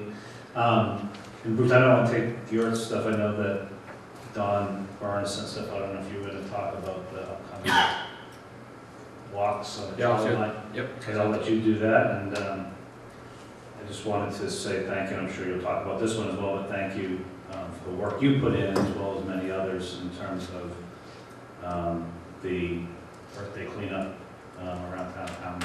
Great. What I loved was just the involvement of so many groups, school groups and community groups and businesses, that, the emails that were flying around and the Facebook posts and all that stuff. It just really has become an event in this community. It's something that we can be proud of, and you do a ton of work for that, so I just wanted to personally say thank you. Team effort. For the work you do, and thank you to the folks in town. Thank you to the DPW for the work they put in there as well, in terms of providing bags, picking up bags, all that type of stuff. But it's no wonder the town looks as nice as it does, because people really care and they're out there doing it. So thank you. That's it. Sure, so just a couple of quick items. First of all, I want to acknowledge a great turnout at the Veterans Advisory Board Luncheon at the Senior Center on this past Thursday. So I want to thank the Rotary Club for sponsoring that event. There were about 120 lunches served, and there was a gentleman, and I apologize, from the state who came in, Mr. Gouet, and I forget his rank, so but he came and spoke to the veterans. So it was informative, and most importantly, it was wonderful to acknowledge the men and women in that room for their service from World War II through current conflicts. So, and I know Science was also there, so it was great to see folks there. The other thing, and I can't take credit for this, Caitlin O'Brien, Jim and Caitlin brought this to our attention. I just want to publicly recognize, and actually, should we give your wife credit, Jim? Yeah. I think your wife gets credit for this one. The Worcester magazine had Best of Worcester 2018, and there are several Westborough businesses that won recognition in that, and just thought it would be nice to recognize them. Julia's Liquors for runner-up for Best Wine Selection, the Tufts Farm Field as the best dog park, and the dog park being in Westborough. Sky Zone Best Indoor Adventure, El Basha, all of them including Westborough for Best Middle Eastern Restaurant, and Release Wellbeing for runner-up Best Holistic Health Center. So congratulations to all of those businesses, and thank you to Mrs. Malloy for bringing that to our attention. Also wanted to just acknowledge that several weeks ago we talked about bringing back and sort of reviving our dementia-friendly initiatives. So Christy and Paula and I have had a couple meetings with some folks from the Alzheimer's meeting. That also included Alma Demanche, our director of the Senior Center, and we'll be we'll produce an formal update to this board and to the community committee in the coming weeks. And finally, I want to acknowledge, Jim, I'm disappointed that you didn't take this opportunity for yourself. The lights on the Smith Valley Parkway. For those, Jim sent an email to us a week or two ago, I don't know, time runs together, of a photo at night of the new solar lights that went in, and there's a backstory there that they were going to cost a whole lot of money through National Grid, as I understand it, and you took the time and effort to research options that were much more affordable, and hey, use like solar energy, what a concept. And we installed like about 50 lights, and you took a picture at night, and I'm sure that there are many residents that live in that part of town that use their feet and bikes or whatever to get to the MBTA station to walk and ride safely now. So congratulations, because it looks, it looks sharp. So nicely done. Oh, yeah, that's it. Yeah, I got a few things, and I just want to flesh out what Ian mentioned about the trail walk. So that's along the Boston to the Worcester Airline Trolley Line trail that we're working on, and we're going to meet on Sunday, May 6th. This is open to the public. It's certainly open to the board. I would certainly encourage you to attend on May 6th at 1:30. That's when we're going to have a car shuttle. We're going to be meeting at 2000 West Park Drive. So that's on the, what is it, eastern? Yeah, eastern part of the trail, easternmost part of the trail that we have access to right now. And it's in Park Drive, with a lot of corporate buildings. It's a big parking lot there. We're going to start there, and we're going to walk at least to Stop and Shop. There's probably a little bit of one of our easements. We'll go to behind CarMax probably, and then be shuttled back from there or walk back if you want to do that. Our Senator Jamie Eldridge is planning to attend. The walk will be about 2.5 miles and be about a 2-hour event. And we're going to be looking at progress and also obstacles that we have along the way and how we plan to overcome them, and suggestions from people on the walk about how to overcome them. And then on the 17th, May 17th, right here in this room, there's going to be a meeting at 7 o'clock to talk about the status of the trail, and that's open to all residents in town. What is that again? That's May 17th. Yeah, right, that's it. That's right. Oh, that's what yeah, that's why we're going to meet downstairs. Yeah, exactly, right. And then just the The Earth Day, the coordination this year was a huge team effort, so there have been more people that have been involved in coordinating, which has been terrific. Janet Anderson from the WCLT, she runs the education department. And then we had somebody last year, while I was dropping off bags at her house, that said she would be interested in coordinating. Her name's Kelly Petrai. She did a terrific job. There were 120 people just working the Smith Valve and Otis Street section of town near the MBTA station. Driving by, they just saw a line of people picking up trash, which was absolutely terrific. We had a police detail there, and the DPW, as always, helped out by donating bags and also picking up the bags after the cleanup. And we had over 285 volunteers. Hundreds of bags were collected. We don't even know how many were collected, but hundreds were collected. And then finally, and this is certainly not least at all, but at our diversity meeting on April 17th, we had a talk by a high school junior. Her name is Elisa Malid, and she's a Girl Scout going for her Gold Award. And she gave a talk about Islam, what Islam's all about. It was a 10-minute talk, very poignant, terrific. The inspiration for it, though, is a bit sad. It was in reaction to a bullying and discrimination incident that happened at the high school, so where she was bullied and at least harassed.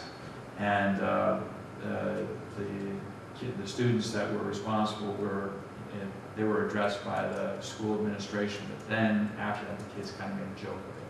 So she thought that something more needs to be done, and her response was to educate people about Islam and what it's really all about. So that's why she came to us, and we all thought it was a terrific presentation. Can I add one comment to that? I met her. She's an amazing gal. She actually was the recipient of, she attended RILA, which is a River Youth Leadership Award.